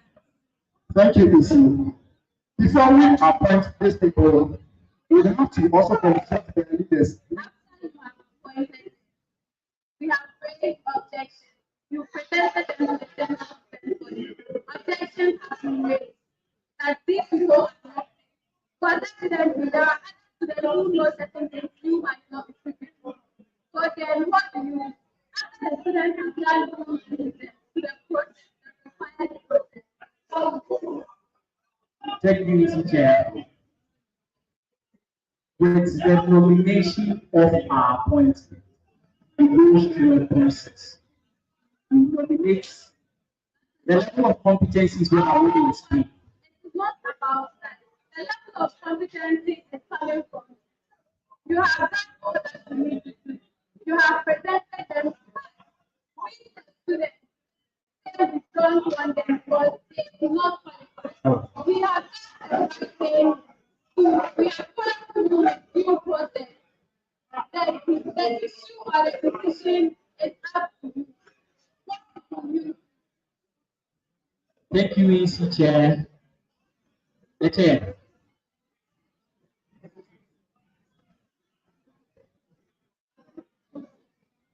EC Chair.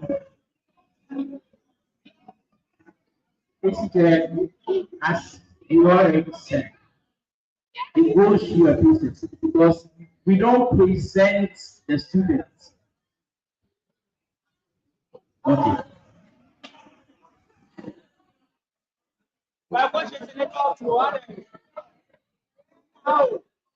Working in the interest of the students, we will listen to you and then we take actions towards it. Thank you. All right, thank you for coming on.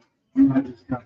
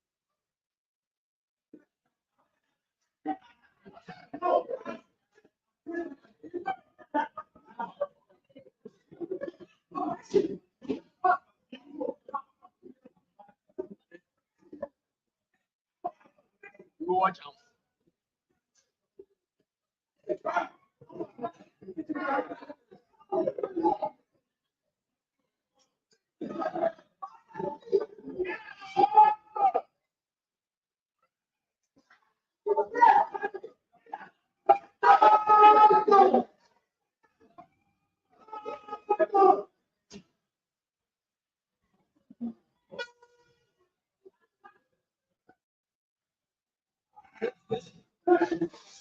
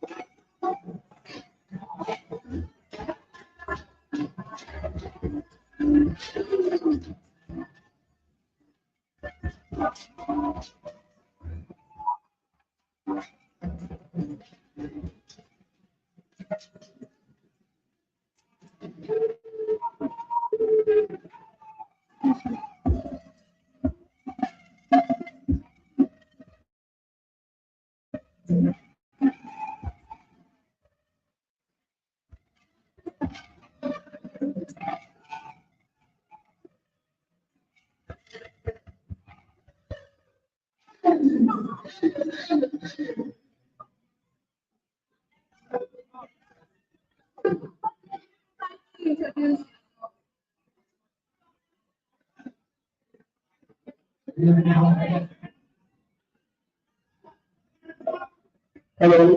Good evening, teachers.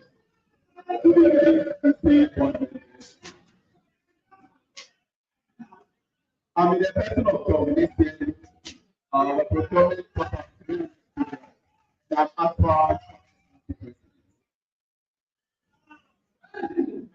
good evening, house. I'm the person of football salary, medical lab science student.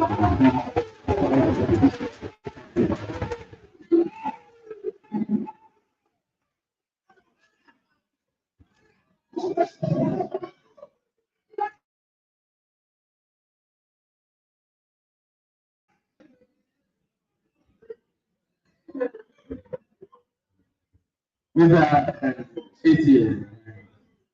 Right.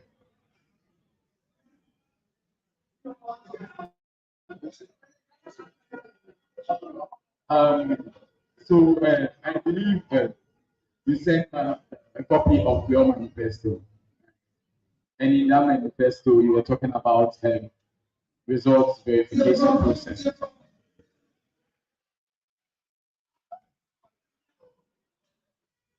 I want to know why you think the current results verification process is not student friendly. Thank you very much. The current result verification process is a complex one. What I'm preaching on is to make it not cut you short. What makes the process really complex?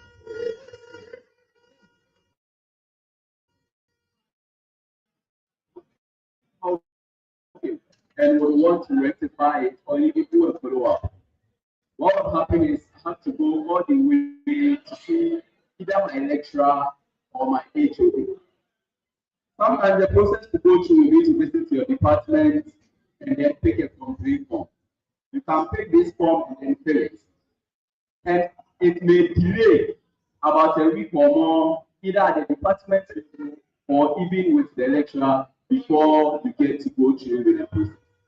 What I am looking at is streamlining the process such that there will be a body that will be assigned to it. You don't need to go through the process of going to see the HOD, picking up the forms, filling it up, going through all this process before it gets to the lecturer, and then the lecturer also works for it. Okay. We are all students of this institution, and we know that for you to get access to your results, you need internet connection to get access to your results. I see that as a hindrance to the student in the case that when the student is not in an area where internet is really available, they can't access their results. So what would you do about that hindrance? Okay, what would you do about this hindrance where if this student don't have internet connection, what will you do or how would you go about accessing his or her results? Okay, so to the earlier solution about the result verification, I said we're going to involve quality control department. The main idea is the quality control department comes in and you have any issue with your results. What you have to do now is to move directly to them and then they help you rectify. Likewise, if you are not having data or anything of that sort, you can equally move to them provided you have done all the necessary payments and then you'll be able to have access to your results. Okay, so that is a clear message, right? So, student case, this student in question, right, isn't near the institution, right? Then internet is failing, right? Approaching the school is failing. So what's next? Do you understand me? Do you understand me? Do you understand me? Thank you very much. So, as much as I sympathize with that student, one of the things that I would have to say is that as of now, internet data has become a basic need, right? And everybody at home takes it as part of their budget.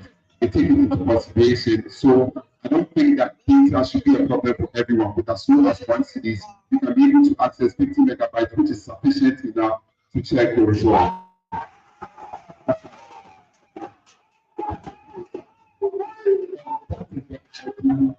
Way to go about it. But here lies the case where you have 100 gigabytes and your internet is not working. Two different situations. You have when the internet is working and you don't have data. You have all the data in the world and your internet is not working. You can't come to the school. So Thank you very much.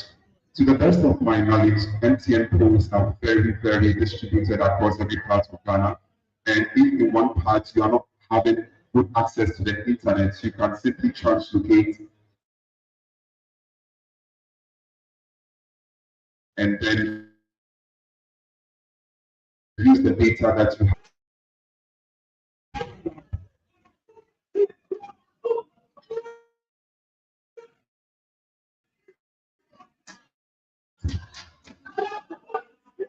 instances where I found myself in this situation, results were in and then I had to check.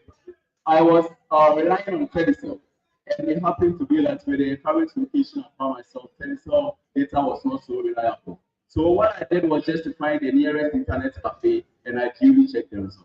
Okay. Thank you very much. I'm going to make a suggestion here. If all these factors fail, we have SMS that does not require or rely on internet connectivity but still works. So I'll urge you to find a way you can make your results to SMS texting, and that will be simple for every student. Go to my next question. Okay. Most of the times we have students, battling with examination timetable. Okay. For instance, we have this election kind of interfere with exams. How would you, how would I put, what are the terms should I use? How would you, merge with the school's management, right, to make sure this timetable is fair and favorable for every student?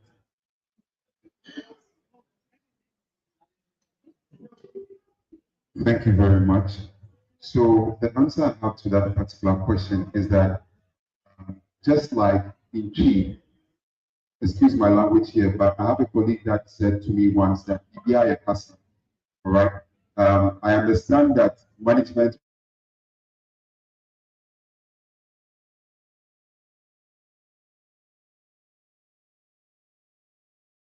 reach a consensus so that the timetable or an academic week is added so that everybody is settled within themselves.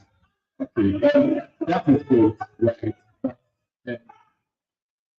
BBI Casa, it has been like that when I was in level 100. And then our SRC tells us BBI Casa. they will go and then nothing to show of it. So that is what has been the norm for a while now. And if that is the only method you have, I believe you should revise your method. So thank you very much. Considering our qualities, I'll answer the question, but I would have to say that considering our qualities, one of the skills that we possess very much is negotiation skills. Negotiation is when you present your interest and another body presents their interest, and then at the end of the day,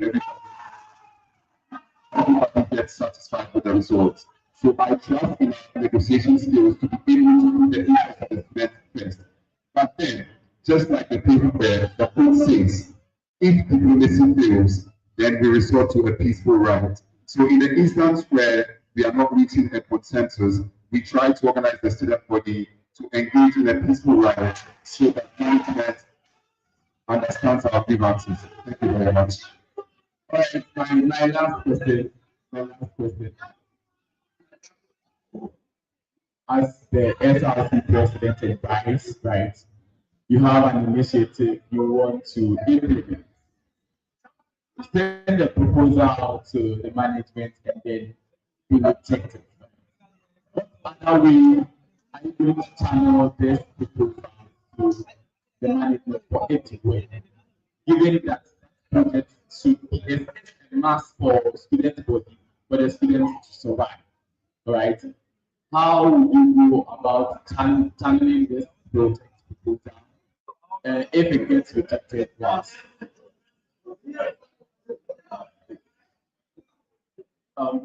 Please, can you communicate?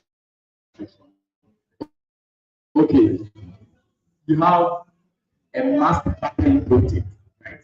A must happen project you want to propose to the management. You send your proposal and it gets rejected. What other way would you make sure that this proposal gets accepted? Is it get accepted by management or is it by management? Exactly. Okay. Thank you very much for this question. So I do believe if there is a project that is a mass project, then it is equally a project that is the main concern of the student body. So if it gets to that point where dialogue with management is not giving us the solution, what we are going to do is we will have to go to the extent of petitioning with signatories from all the students. Yes, with signatories from all the students to back the petition, and then we will send it back to management. All right, thank you.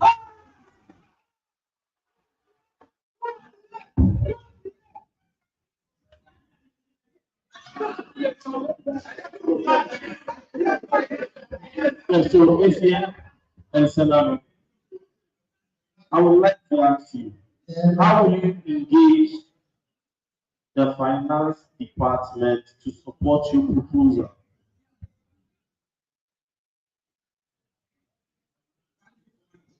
How will you engage? Please, if I may humbly ask, could you bring more clarity to the question? How would you engage the finance department? I mean, the finance department, talking about the trustee, the internal auditor, and that committee to support your proposal.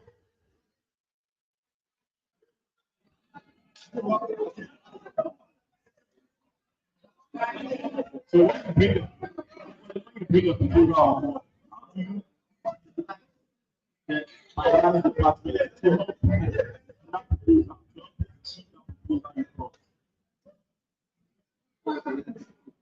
Please, can I ask a question before I come in with the just need some clarity. So is it about asking the finance department to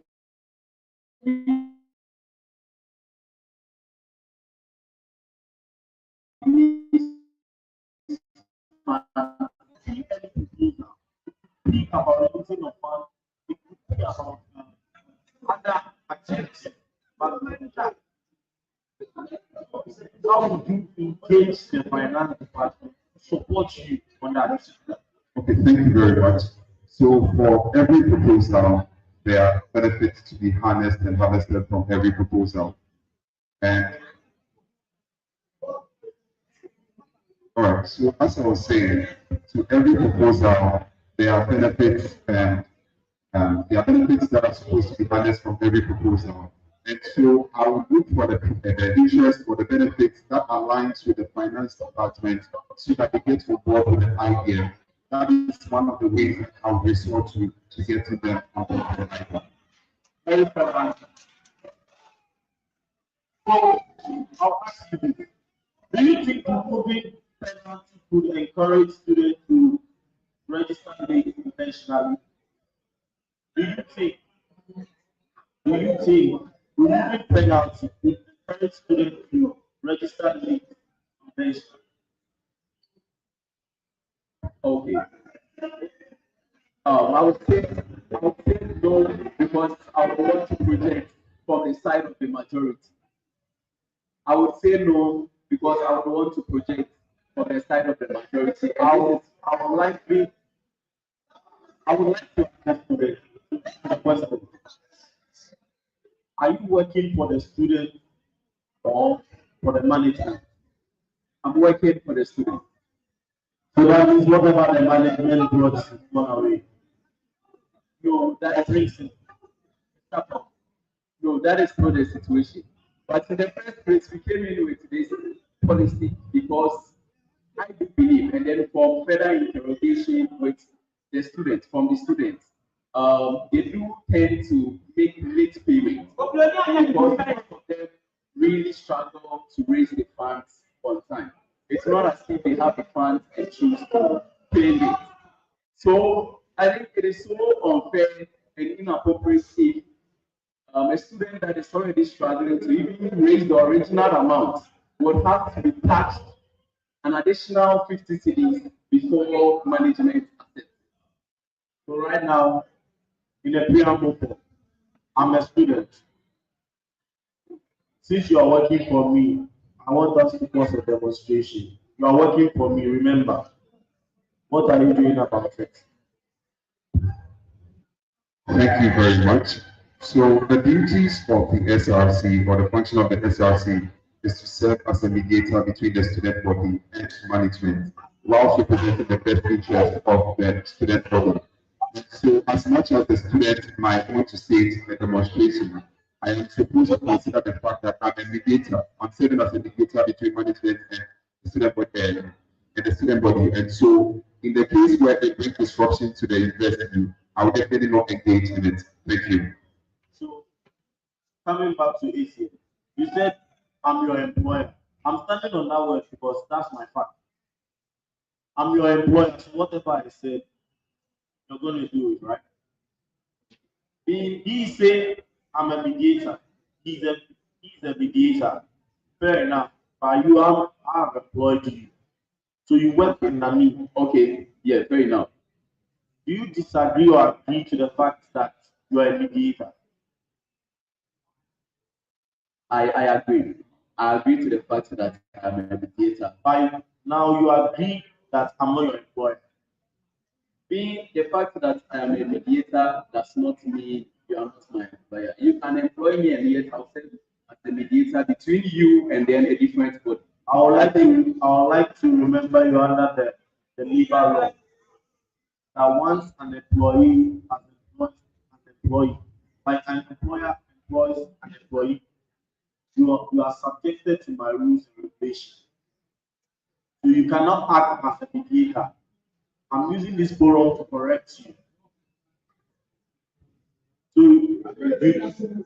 you don't make a mistake. You act as a mediator. As it is. That's why I'm very grateful that your eyes is bringing this up. You act as a mediator between us. And I tell you, I want to agree with you because if an employer when I say come at 6 o'clock, you have to question out, you should be there. I get where you're coming. Be answered. how do you mediate between the student and the manager in terms of fee paying penalty? In terms of fee paying penalty. Fee paying penalty. Yes. That's the limit. The late registration. Yes. Okay. So, as a mediator, what I'm going to do, or what I am going to do, is that I'll take the consent of the student. I am going to take the consent of the student, what the struggles they really go through, and then all that, before they happen to be able to settle their school fees, which is a cost that they've not been able to be paying on time. It is not as if it is intentional to delay until list registration gets closed. The main issue is that most of them really struggle to get the funds in hand to make the payment. So, your answer stays. Okay. So, as a mediator, I'm supposed to consider the interest of the parties that are involved. That is the interest of the students as well as the interest of management. And then through dialogue, we'll be able to reach a consensus, and that is when we are able to establish what would serve the united interest of both parties. So how do you handle the resistance? How do I handle the resistance of the management? So, in the instance where I am facing resistance from management, I do believe that in the instance where I'm faced with resistance from management, I will still continue to pursue on my course until I'm able to reach a common ground between the student body and management. That's what I think. I believe that as much as the best interest of the student might not be represented, to a certain extent, it might be considered. My body is what if diplomacy fails? What if diplomacy fails? Then I think that the next feasible option is to resort to a peaceful riot. Peaceful riot. Yes. What else? On one pause, please. Okay. A peaceful riot as demonstrated in there's instances where certain proceedings, certain rulings from the government doesn't favor people. The peaceful riot means that the people with their placards march on the street. They do not cause any form of, they do not destroy any state property, all of that. They just want to get the numbers so that people see the amount of affected individuals in that particular engagement. Do you think a consensus will be the best option? Please, in what instance? In the resistance of the manager, do you think a consensus will be the best option? First of all, diplomacy failed because we weren't able to reach a consensus, and so consensus wouldn't be the next feasible option. I would like to ask this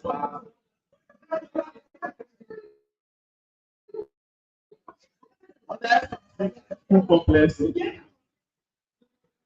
The one who launched the bill, I need the name of the chairman of that governor of the Accra Technical University who will bring the SRC complex.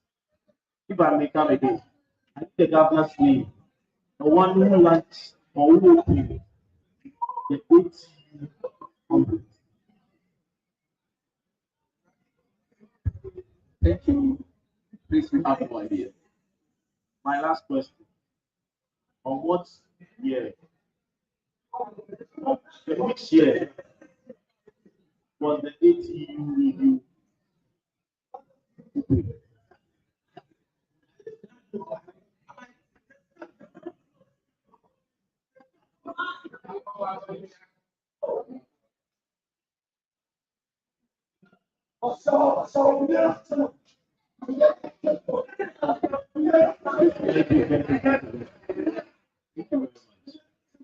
My question is more of personal. I want to know individual. I'm going to ask you that. Yes. I want to know individually the things that you have done that does not have the campaign intent tied to it, right? Which helped any student at all. So anything you have done that does not have the intent of campaign or anything of that sort, right? That helped the student. So you say yours and you face it. So if I'm getting you well, anything, hello, hello. So if I'm getting you well, anything that I've done outside campaign, the interest of campaign. All right, thank you very much.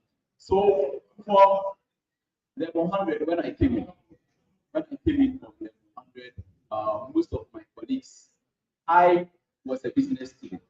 Most of my colleagues had issues when it comes to economics and then the other business areas.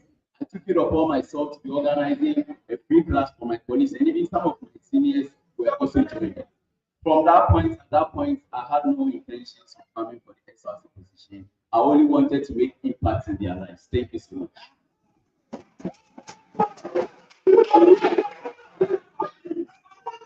Thank you very much for that particular question. From level 100, I have always championed the affairs of student welfare. And just to bring my intent, or let me say, the time that my intent to run for this particular position was just this Sunday. It was just this Sunday, this past Sunday, that I announced my intent to run alongside Prophet ACN. Before that point, I've always been championing projects. For instance, I was championing my most recent project is titled the Regular AI Framework.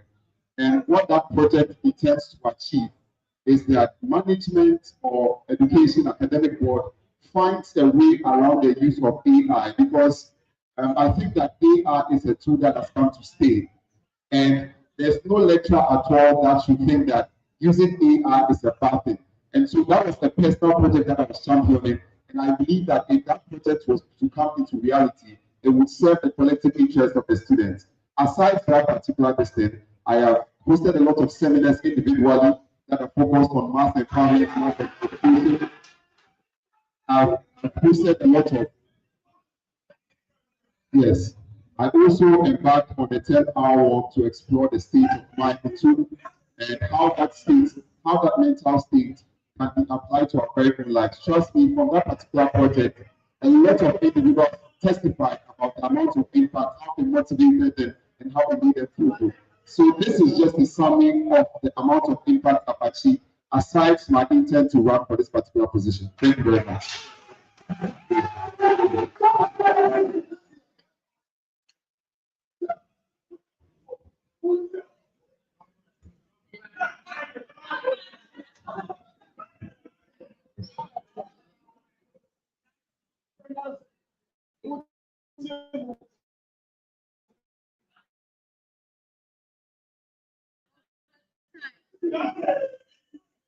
In a society where females have been reconnected to every time key appointments have been made, historically skip females. A typical example is a board of 7 people, and I am the only female. Are you going to do differently to ensure that your administration is female inclusive? Thank you very much for that particular question.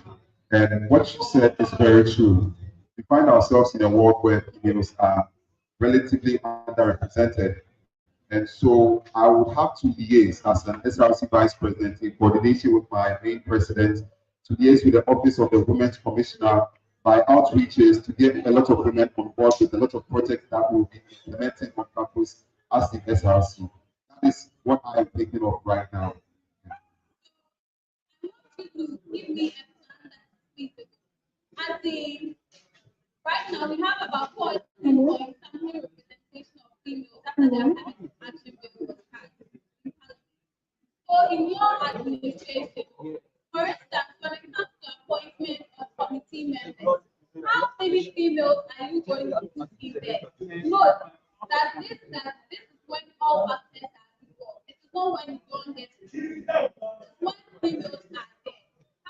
females do you put in those?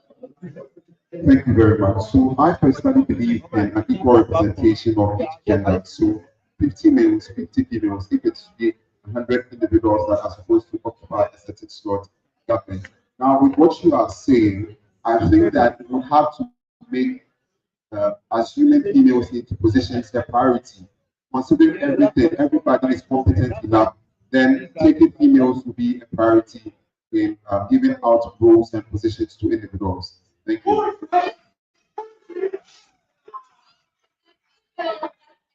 On this campus, you are setting us that when you are elected, if you have to appoint 100 people, we are going to have 50 males, 50 females, right? Affirmative. Okay.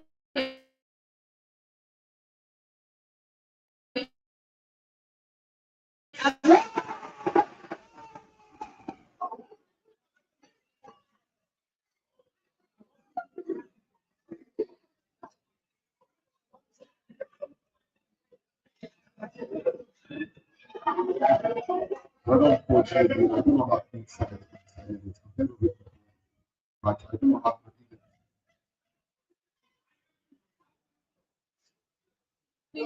Thank you very much. So, as I was saying, rather unfortunately, I do not have much insight and an insight concerning the affirmative action bill, although I've heard of it before. But after this interview, I'll try my best to represent. Educational institutions like University of Ghana, UDS, KNUST. Reason why those schools are popular, and not just because they were there before others, or because of the academic prowess of the students.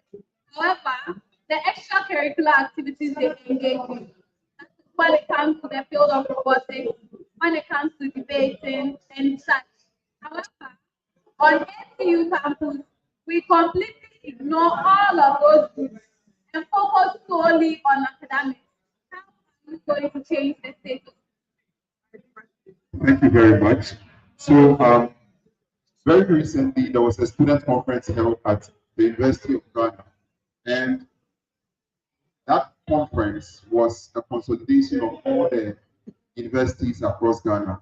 That is UDS, UW, all the technical schools inclusive, of which I represented Accra Technical University alongside the current general secretary.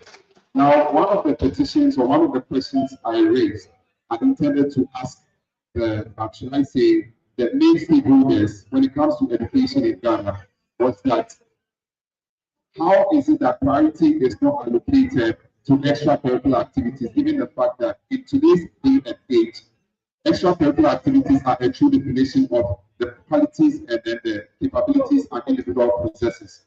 So I, as an individual, believe that in liaison with management, we'll be able to find some rewards for individuals who engage in extracurricular activities so that it is promoted very massively on campus. So, Honorable, let me be specific.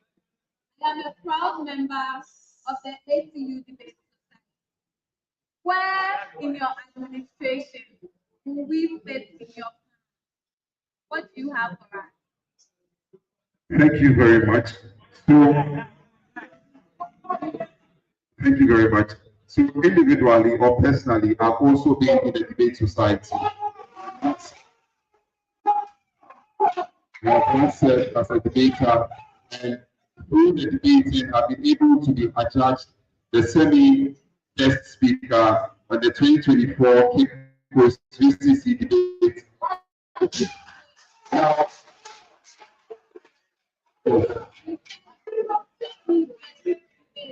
no, public speaker, not a debater. But it is through the debate. Semi-finalist, sorry. So you were a semi-finalist. Yes. Or you I was. Can you clarify your question? Finalist, yeah. I'm sure that semi-finalist, yes. Yes. I was. Yes, thank you very much. Yes. Huh. There are double stars, there are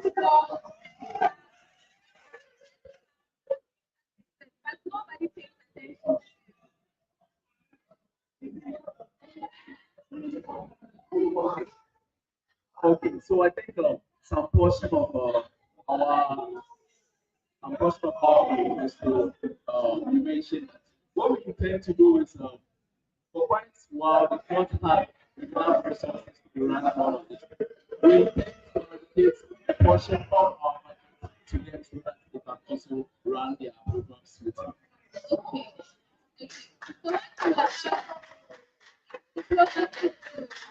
What would you do? And already the first aspect are not agreeing to a consensus. And so the issue of diplomacy will not stand. You said, and I quote, you will engage in a peaceful riot. A riot is never peaceful. A riot is very, very aggressive. So what then do you mean by peaceful riot? Okay, thank you very much. So there are instances in the English language where we use the word bittersweet to describe an instance that is somehow sweet and somehow bitter. So as much as a riot is never peaceful, adding the word peaceful to it complements it in the sense that it gives the impression that as much as we are going to be on our feet, trying to get the management to do something, we are not going to engage in the destruction of. Do you know that Yeah.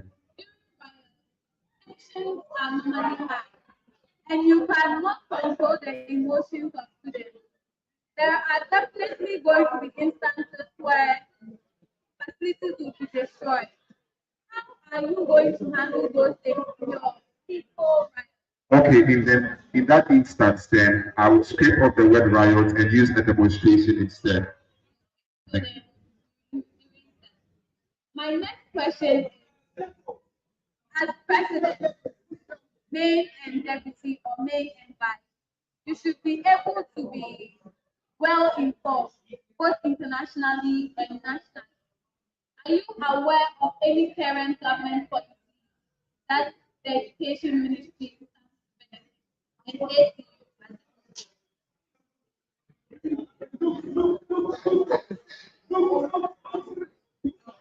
So thank you very much for that particular question. One of the things that I'm very interested that the Ministry of Education is pioneering nowadays is the adoption of the STEM-based programs, which is the science, technology, education, and mathematics.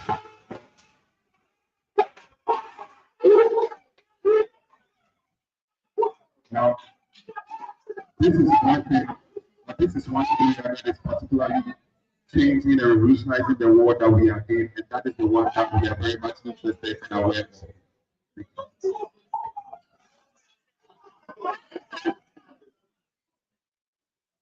When it comes to equality and equity, which one would you pick and why? When it comes to equality and equity, which one would you pick and why?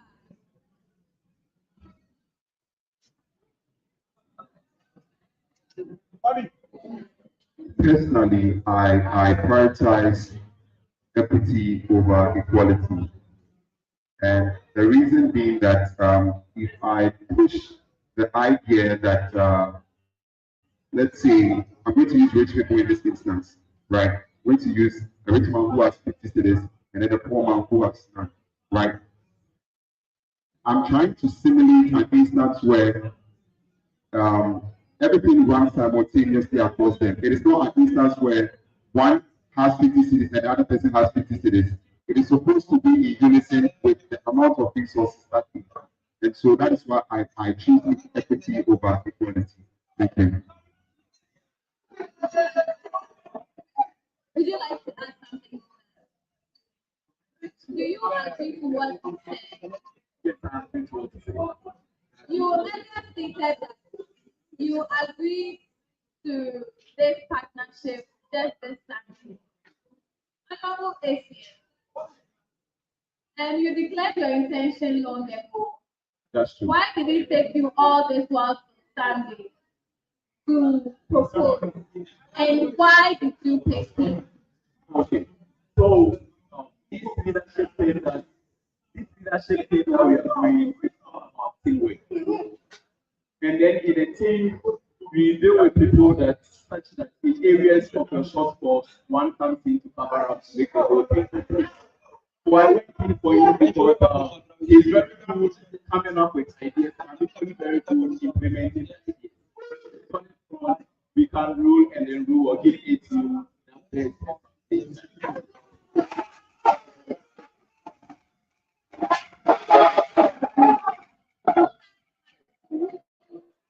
Going to run for president,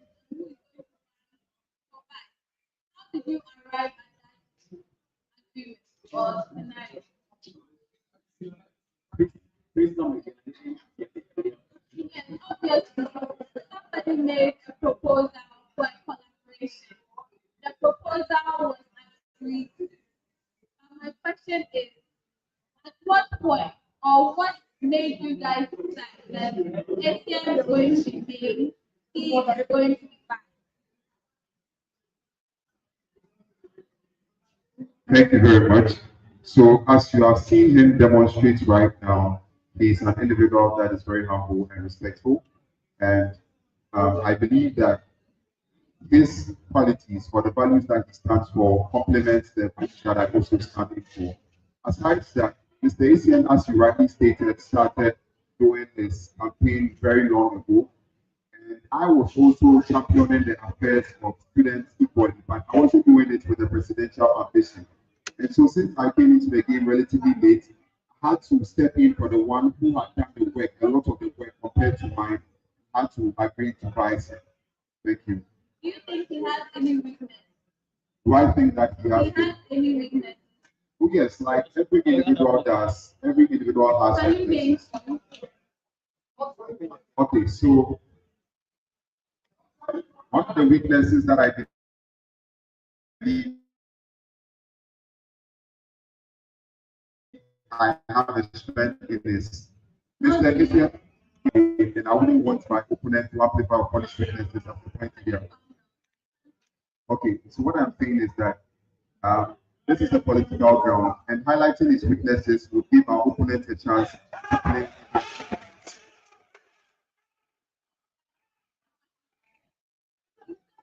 You are not going to answer that question. If that is what it implies, yes, please.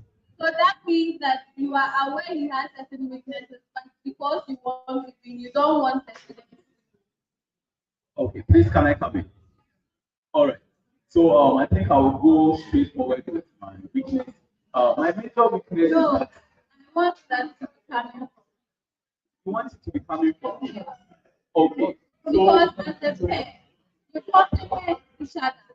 We want to be able to know that there aren't any tensions that exist between the two of you. Should push come to shove, the two of you will equally stand by each other as firm and as solid as possible. So let him be the one doing this for you. I would love to let him be the one to answer this question. But just as we clearly stated earlier, my brother Stena here just came into the race just this Sunday. Truth be told, if he says he knows me so much to that extent, then it is going to be a lie. That is why I wanted to come in myself and then say that. He knows So me say in your speech, he agreed to a partnership with someone he doesn't know much about. That is not the case. He agrees to, he doesn't know all about me. He knows much to be perfect to agree for this teamwork to be done. That is the wonderful he agreed My on it. last question is,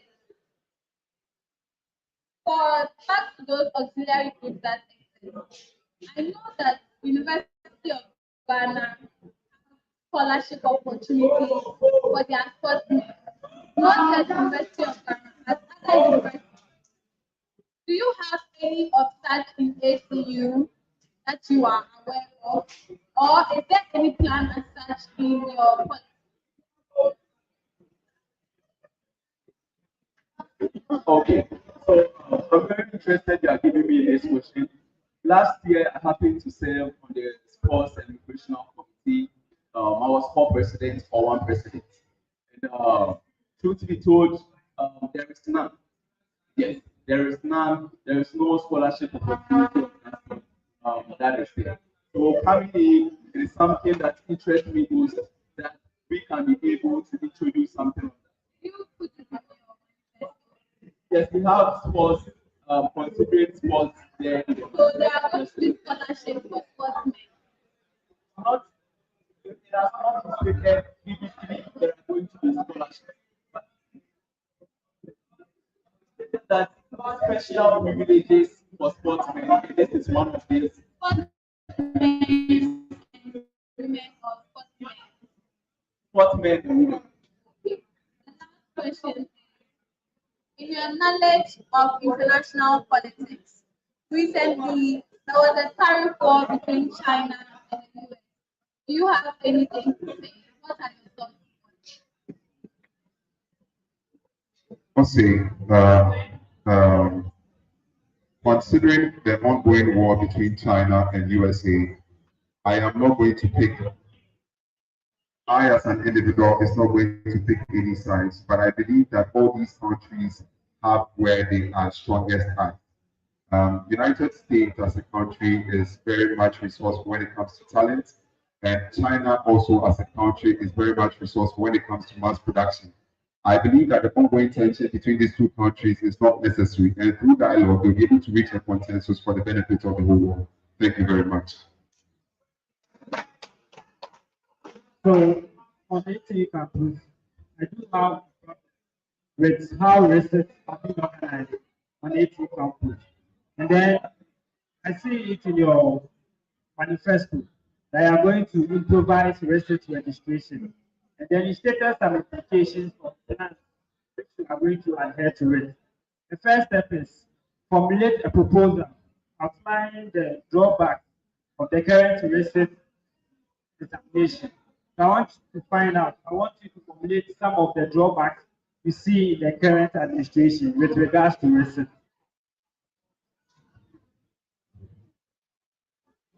Okay. So with currently some of the drawbacks are, I would just like to state them at once. Then we pick it up if you cannot do.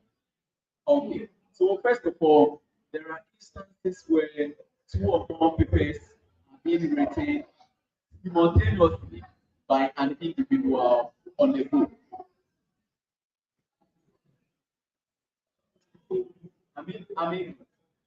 Sorry. There are instances where a candidate or a student has two or more research papers to be written on the same date and same time. Yes. No, same, yes, same time. And then I have people that have approached me on this uh, issue. People have approached me on this issue. The guy had two papers on Sunday from 7 to 10. Yes, that is one of the fallbacks that I've seen. And another drawback concerning the current research exam administration is that, and it doesn't meet our logic as a team. I mean, Kelvin, ACN, and I, it doesn't meet our logic that an individual would have an end of semester exam to write, and while they have research to write, they write it in the middle of the semester. So what we are proposing, or what we intend to propose, that has been backed by the consultation of a lot of students, is that the main exams and the research exams are all together, in the sense that if we have allocated 3 weeks for main exams, then we add an additional week for the research exams. What this will do is that it will ease the burden on the students to learn for their main exams as well as the research examinations. Thank you very much. So in an instance where you have 3 weeks for the exam, then immediately after the exams, we are reopening for the next semester. How then do we go about it since we are in the next semester? You get it? Okay. So you said if we have 3 weeks for main exam, we should add another week for the research. And I'm asking, if the 3 weeks elapses for that main exam, and then immediately after that 3 weeks, the next semester is commenced, right? How do you go about it? since we don't have that space to fit in the re-citizen.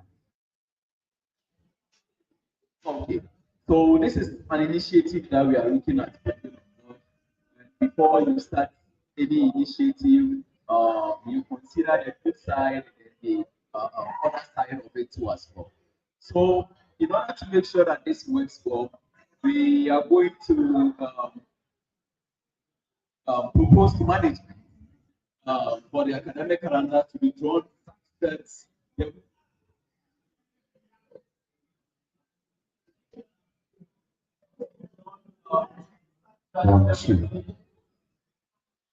such that there won't be a situation where right after a week after examination, a new semester is beginning.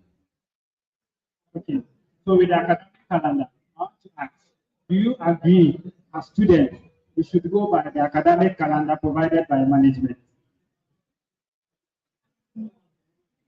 Thank you very much. So given the fact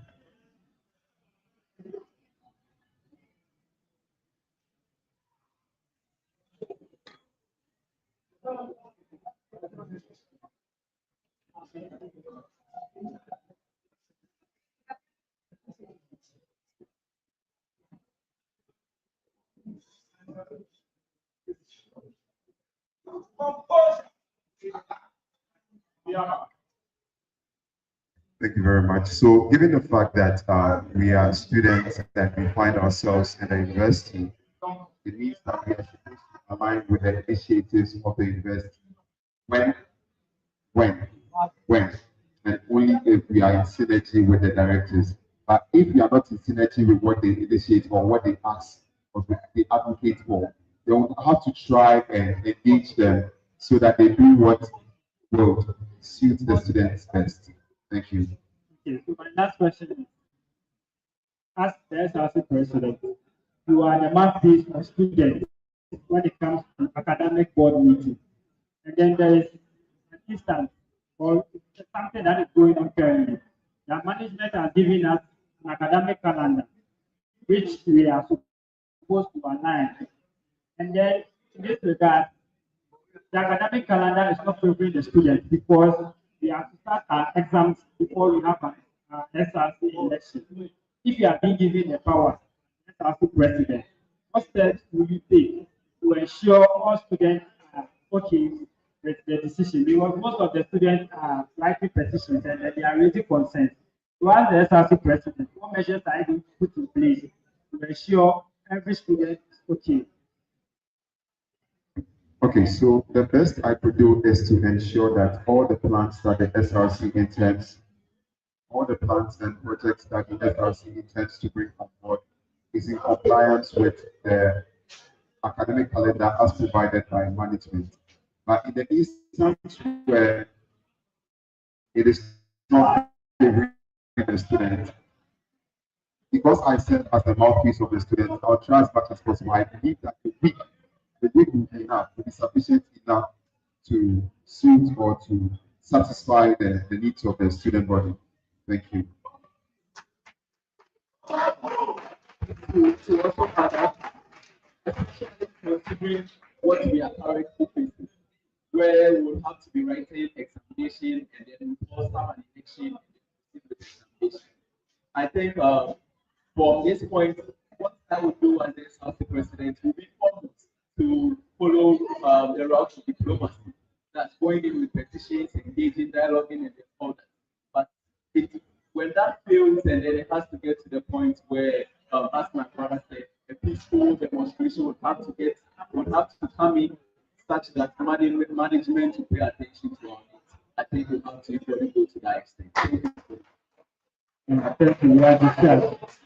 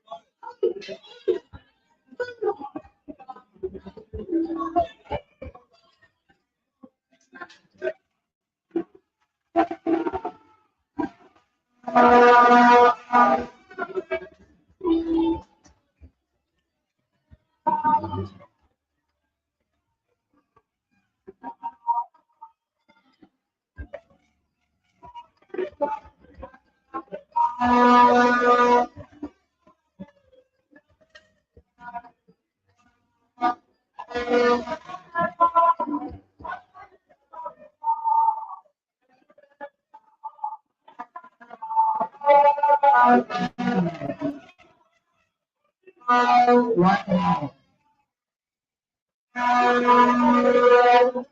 Please beg people to keep it.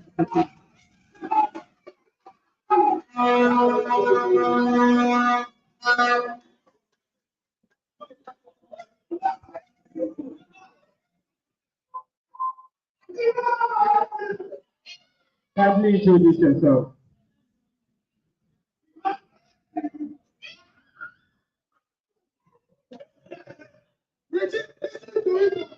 Thank you so much. We deem it a great privilege for this wonderful opportunity being given to appear before such a wonderful to contribute to our quota. My name is Atu Src and I'm here with my brother, Port aspiring to be the next SRC president. And we are here to be vetted. Can I give you the mic to introduce yourself? Thank you very much. I'm a Paul Kelly Amusu Ansa. Then, like my brother said, we are here to prepare for the position of the 69th president. Thank you very much. Thank you very much.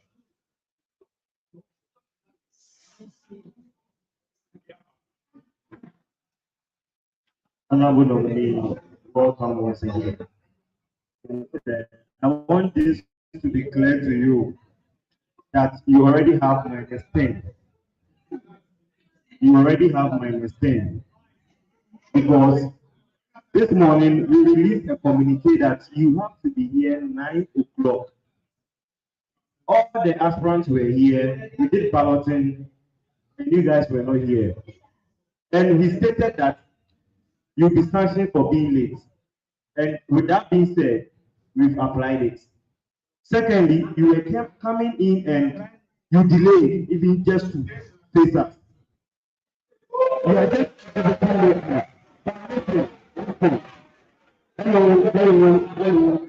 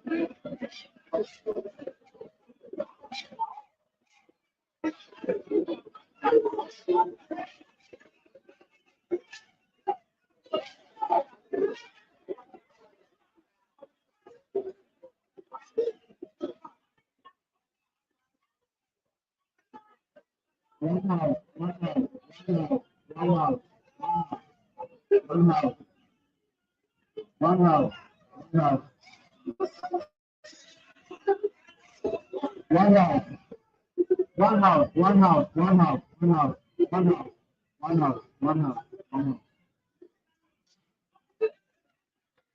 So, with that being said, I will carry on with the question.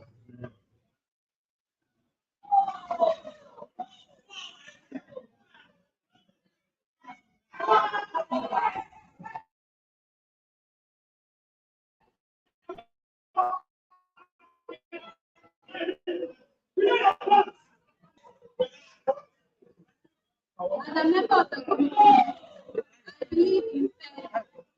Is there any particular reason why you were late?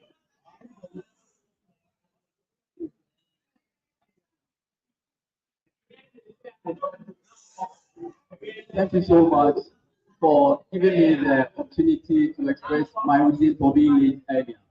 As a matter of fact, I am someone that really does due diligence to timing. But it's rather unfortunate that my reason for being absent was centered on I had to attend to nature's call. And you all agree with me that this is something beyond our doing. When nature calls, you have to answer. So it was rather unfortunate that I wasn't here on time. But then it was never something deliberate. Thank you so much.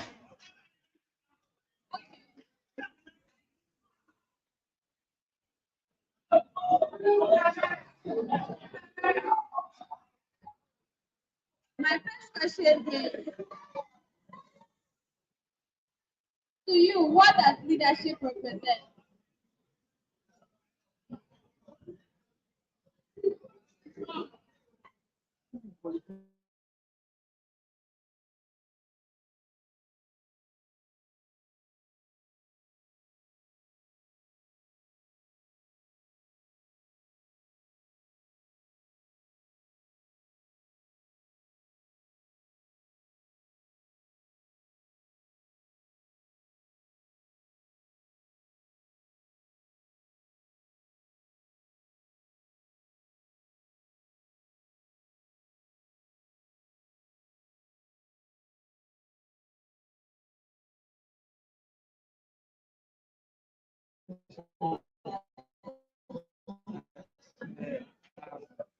Yes. Bye-bye. Thank you so much.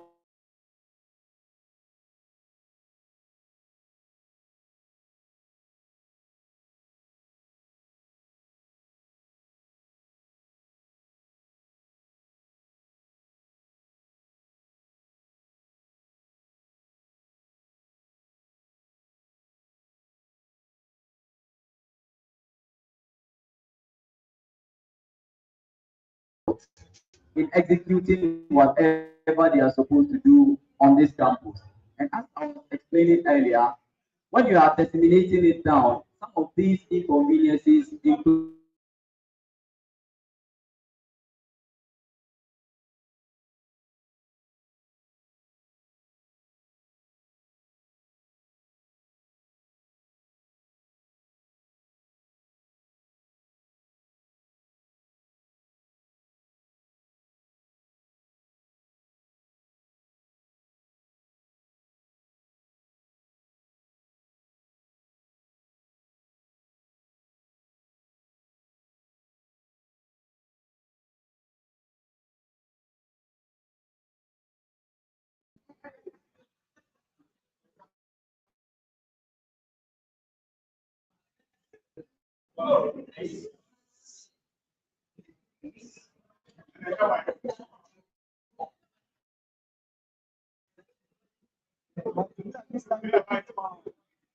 thank you so much for the question.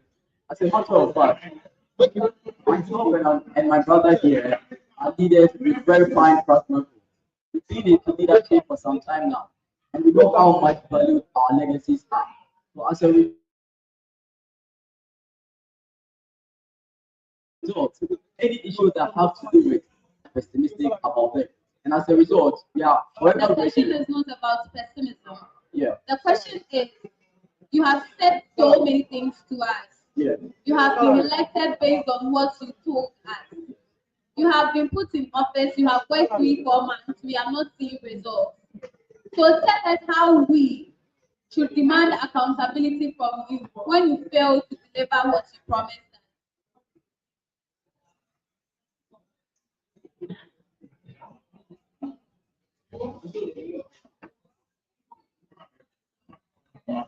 Thank you very much. So I believe accountability stems from a particular point when it comes to availability. How available you are to be questioned when we are or we need you to be questioned. Now we are or we throughout our journey have made ourselves available in so many ways. And our availability to the students is our valuation of our presence. Therefore, whenever we or you feel like or a student feels like they aren't being or our policies are not being achieved, our availability becomes our credible income where they can portion us. You are here. This is what you say you are going to do. You haven't done it. You have to do it. Is the affirmative action. Come again. What is affirmative action?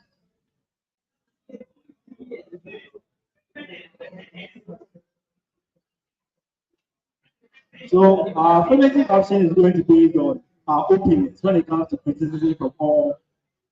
No. An affirmative action bill was passed. I am asking you what that affirmative action means in reference to that bill.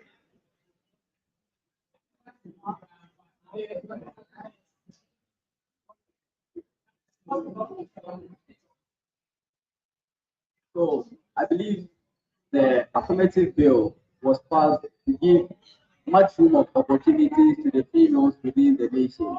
so that they can contribute equally in equity when it comes to the affairs and dealings of the nation. So with that being said, constantly in ATU students representation, females are constantly ignored. A typical example is there is a whole board of males, and I am the only female here. What are you going to do to change the status? Okay, so I believe we are all abreast of the term empowerment. That's one term we tend to ride on. Now, we won't, that wouldn't be something we are coming to start anew, because even in the IST department, we have what we call the women in cybersecurity. Cybersecurity, we know, is a heavily dominated male population or heavily dominated male session, where most of the males really like to take technical, so we dive into it.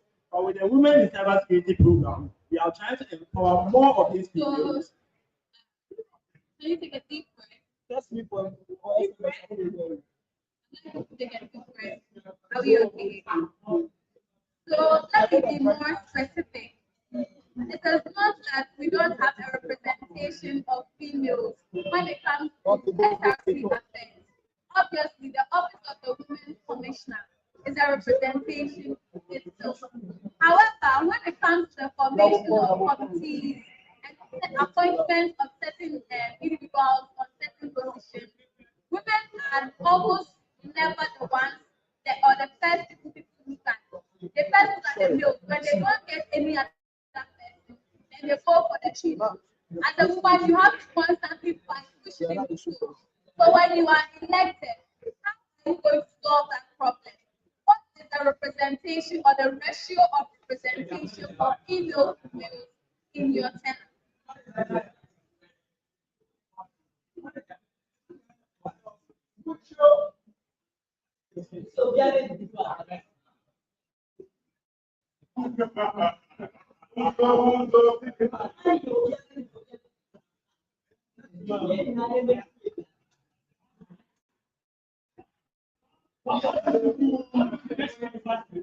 Thank you so much. As a matter of fact, that is a question that we really do hold in high interest, because this is a bill that has been passed by the whole nation. The reason for this is that it is becoming a threat to the nation. So as a matter of fact, as leaders here, it's our core mandate. So what we are going to do is to shift the mindset first, shift the mindset of the individual from believing that women are not competent. We all understand that society has already preconditioned women to think that the patriarchy comes first and Yes. women come second. So our representation should expect for you. So as you appoint 100 people on a particular committee, how many women do we have and how many males do we have and why? For the sake of equality, we are going to ensure there is a 50-50 share in both. Thank you.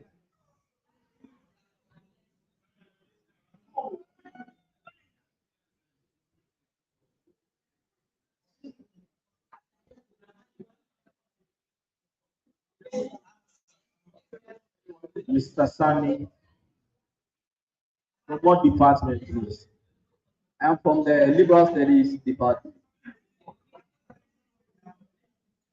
And Mr. Kale? I am from the information system.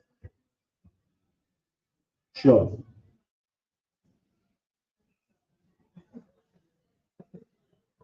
On what month was the NF block commission?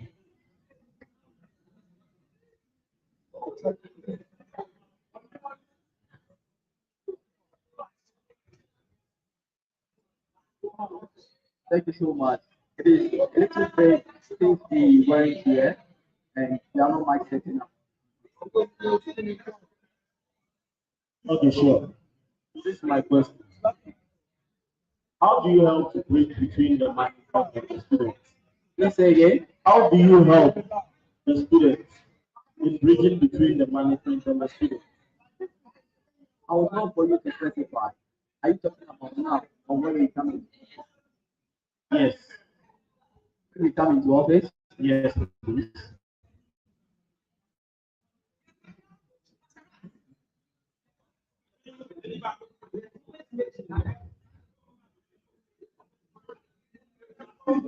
Thank you so much.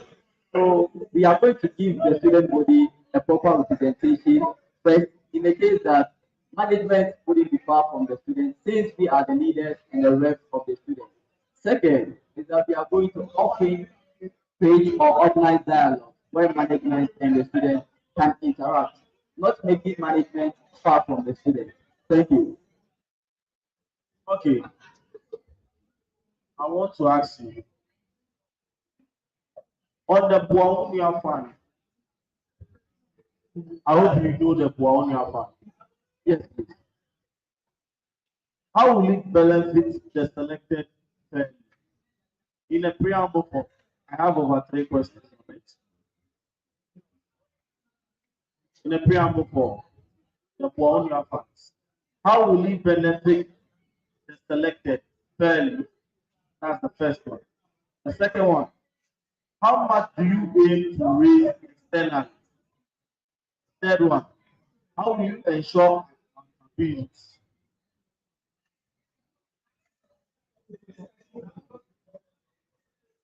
I would humbly request that you take it again. On the Buaunia fund, how do you ensure that the beneficiaries are selected fairly?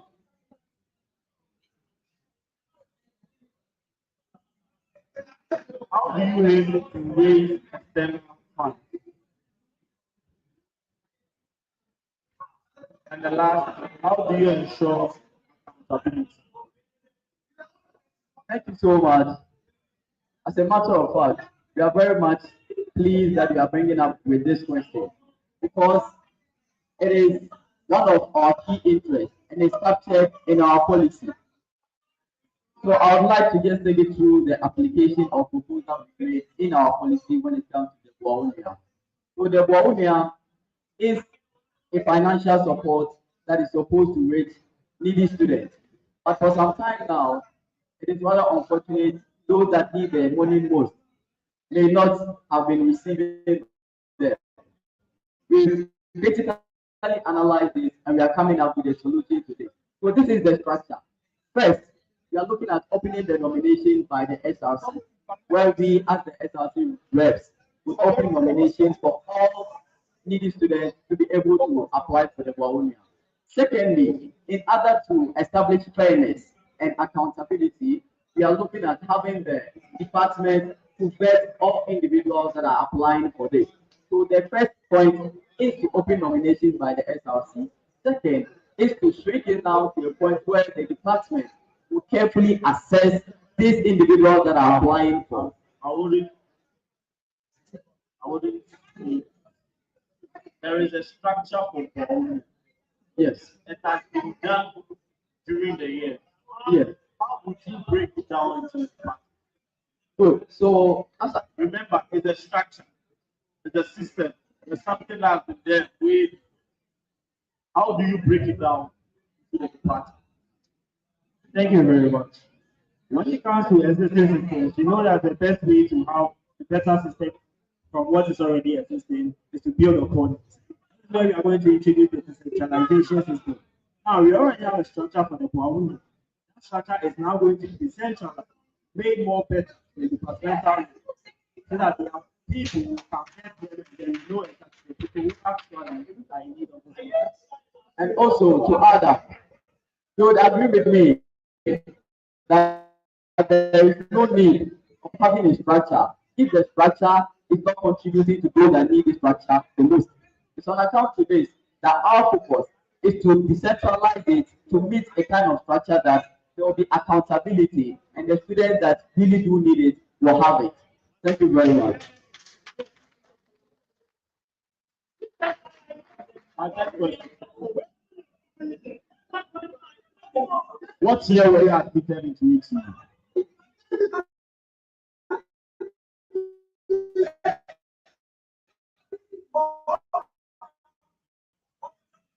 The year 21 So, Dave, I would like you to mention the previous president's name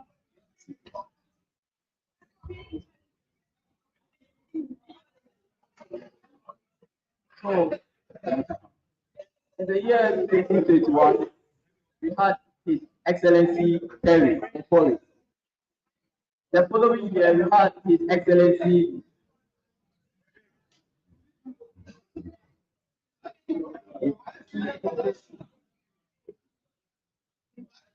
forgive me if I get it wrong, but His Excellency Tamaki Echi. And the following year, we had His Excellency Dawson Samuel, followed by His Excellency Abdullahi Razak, and our current president, His Excellency Nishat Apia Boateng.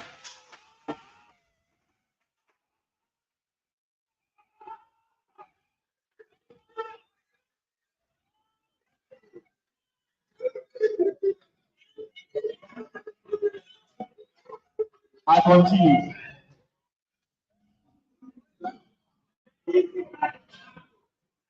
The ATU governing board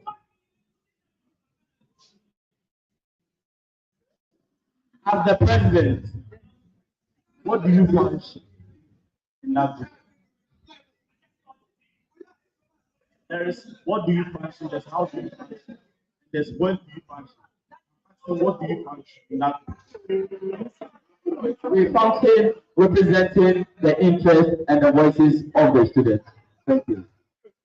So, as the voices of the students, are you the member? Are you the secretary? Are you the financial director? Or what are you? A member, just a member.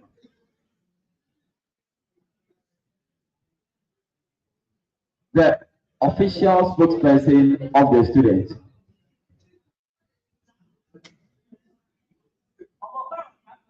So, my last question. Abdul and Mr. Khaled, why do you think you are convinced to be the president of this great institution?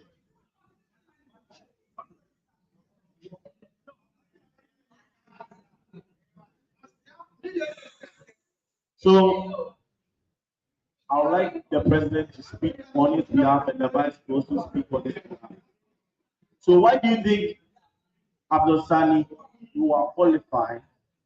It's you. Just you alone. Thank you so much. So, leadership encompasses having the required skills to serve, and that comes with experience. Now, with my passion and my interest in exhibiting leadership, I have started leadership for a very long time now, which I would love to take you through my track record. For my junior high school and senior high school, I served as the assistant school prefect of my school. I rise to becoming the public relations officer of the Ghana Muslim Students Association of AMIO MADZA. Also, fast forward when I came to the university, I served as the majority leader of the ATU Student Parliament, where my very competent brother here served as my deputy. And yes, I equally became the president of the Communication Students Association. And you will bear with me that this whole channels in leadership have what inculcated me with the skills needed to serve.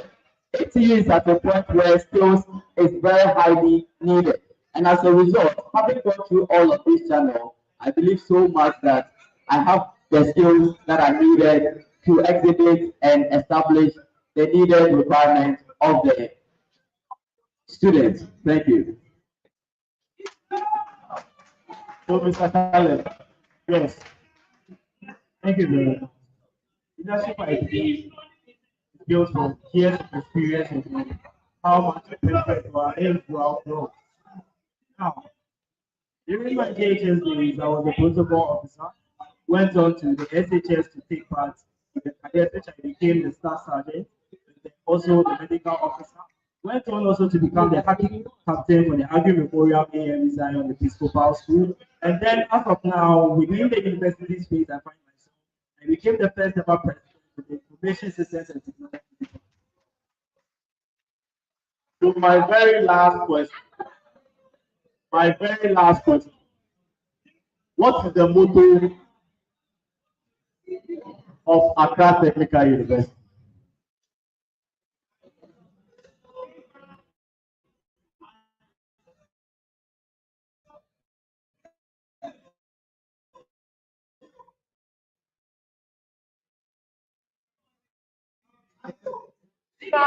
Sorry.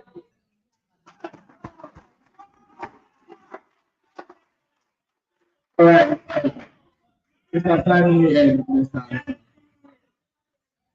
So I'm going to your policies, right? And I want to know if you drafted this yourself. Before you proceed, are you comfortable with that? Are you comfortable with this policy? And so I wanted to ask you if you drafted this yourself. Yes, please. We did. Okay. So it means whatever is in here is in there. All right. So your policies, right? It's number 2. Student welfare, food bank, and financial support, right? So you said you are going to establish a student food bank in partnership with NGOs, corporate organizations, alumni, right? And influence individuals to coordinate at the departmental level for wide reach and easy access. So primarily what this document is saying, you are going to give us the food bank. How?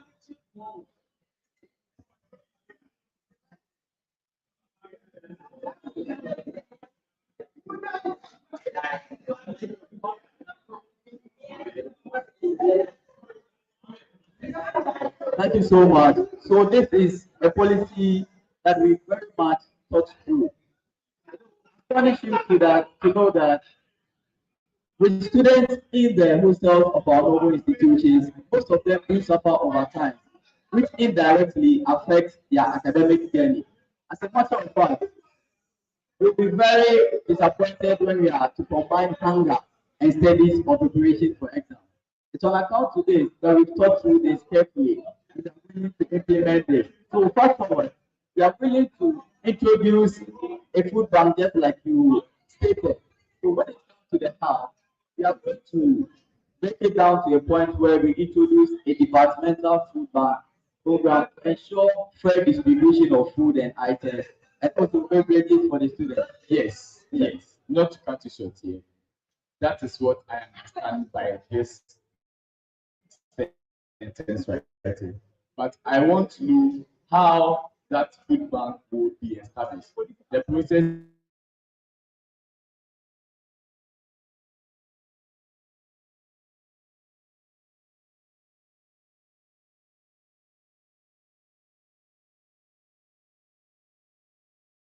you.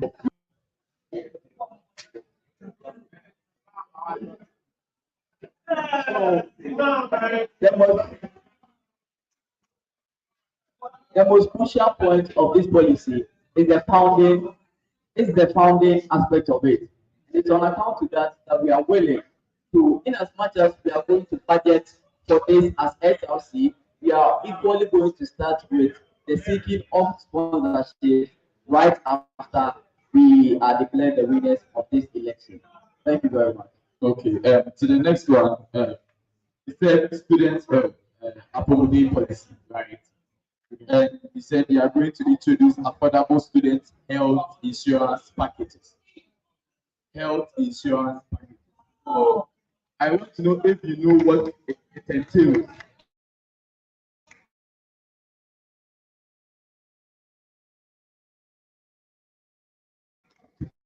Formulate a health insurance to pay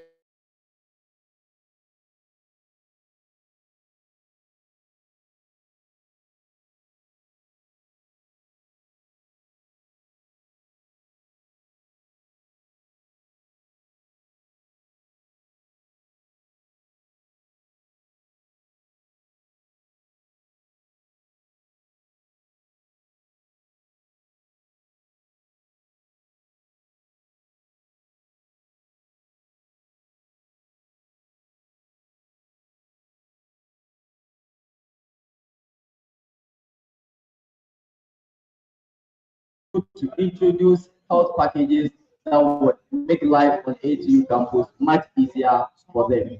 Thank you very much. Okay, so if you say you are designing that package for disabled students, you are not being fair because majority of the students body are able. Okay, and we are all paying the same fee. So if you are making a health insurance for a package that only favors the disabled, cannot be fair to the students. So how do you go around this situation?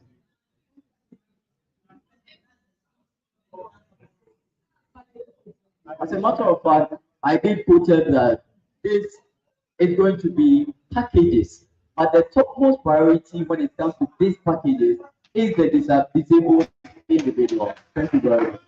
Okay, so aside this one, just name another package with this one.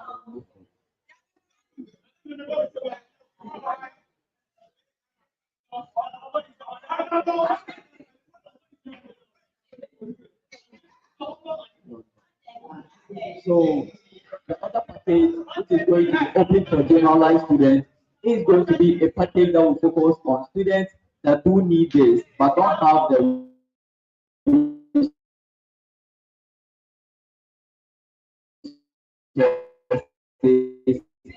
to have them. Once you have the student ID. Right. So if you say you are going to do that and make it free for them, I think that is already existing. Yeah. So let's take it. We are going to move forward. We are not going to. This is I'm at the ninth policy, right? It said better learning environment. Quality education requires quality facilities. Okay. Are you there with me? All right. So elaborate that. Please, could you take it again? Please, could you take it again? So Could you take it again? I said elaborate your policy, the number 9. Elaborate it. Okay, so we present comprehensive data claims as to the inadequate changes newly available.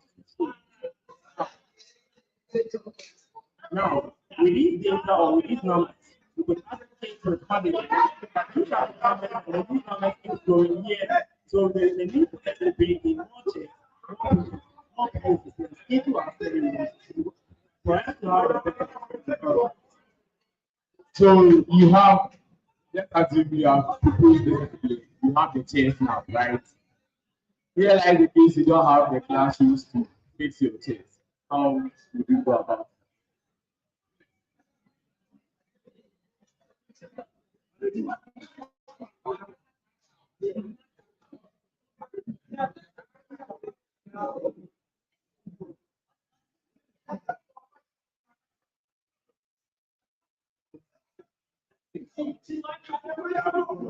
Thank you very much.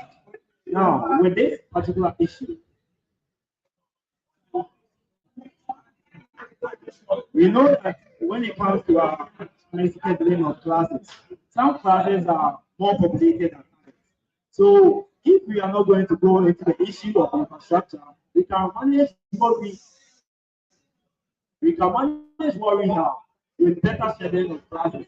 Students with higher numbers will take a larger routes, those with smaller numbers.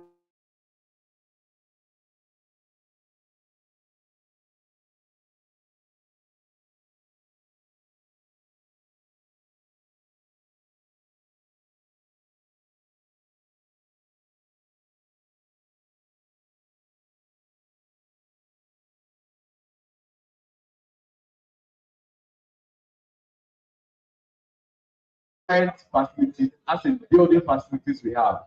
If we are to get an NGO, right, who is willing to give us about 1 million chairs, where are we going to keep them?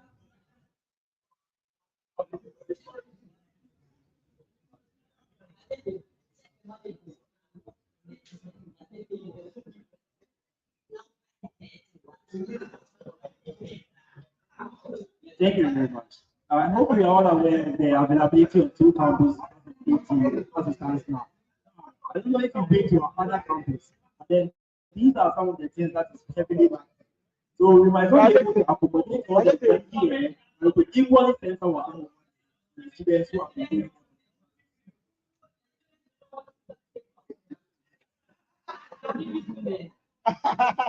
Okay.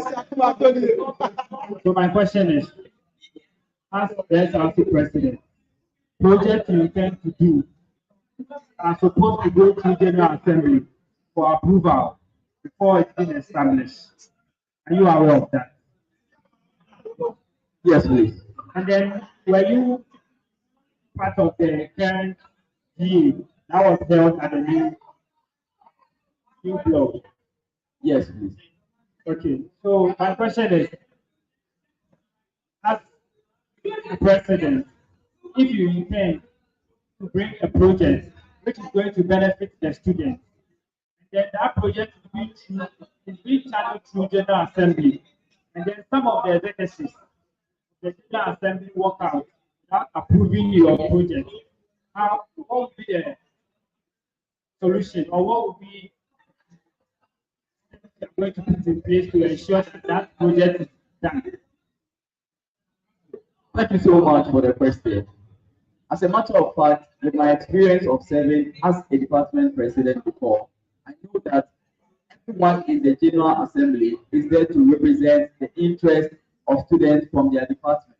So there is no way or no way any president would decide just to walk out of the General Assembly meeting without any panicking reason. But I would like you to put the circumstances you are talking about, please.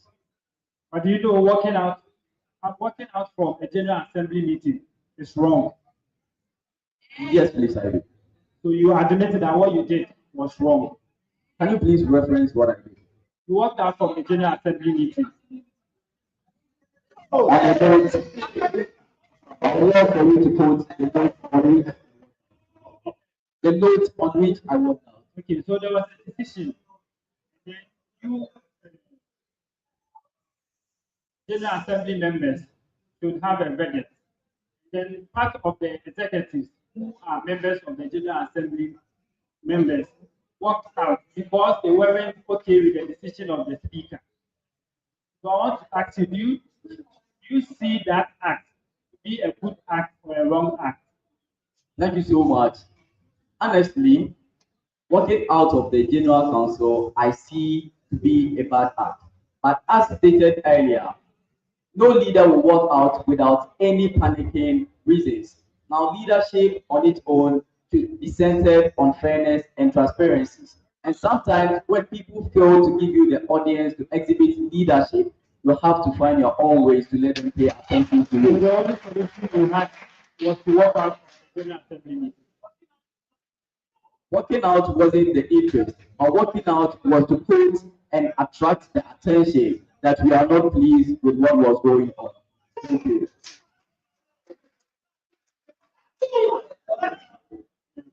Thank you, I think this will be the last question.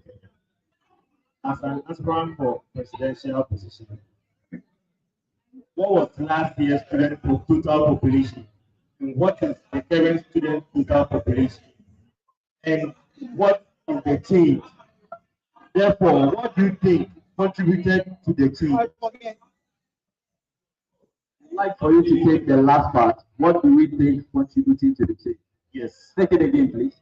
I said, the question is, as an aspirant for president, what was last year's student total population? And what is the current student total population? And what is the change? Also, what do you think contributed to the change? Thank you very much. As a matter of fact, I am uncertain of the total population of the students last year. What I know is that there's been an increment in the number. And as of now, we are around 39,000 student population. Around. That is not true. Thank you. So, as stated earlier, I am very much uncertain about that. But to talk of what contributed to this change, it takes two things. First of all, creating when much awareness is created on a product, people tend to pay attention to it. So first, I'll address that to the publication of ATU. Probably many people got to know about ATU. And secondly, the introductions of new courses. I can very much be certain in saying that from the Liberal Studies Department, last year a new program was introduced, that is graphic communication. Now, in the presence of this communication, there's going to be a new number of students that are admitted. If initially ATU was admitting students without admitted graphic communication, since there is an introduction of a new program, ATU is going to admit new individuals for such program, causing the rise in the number. Thank you.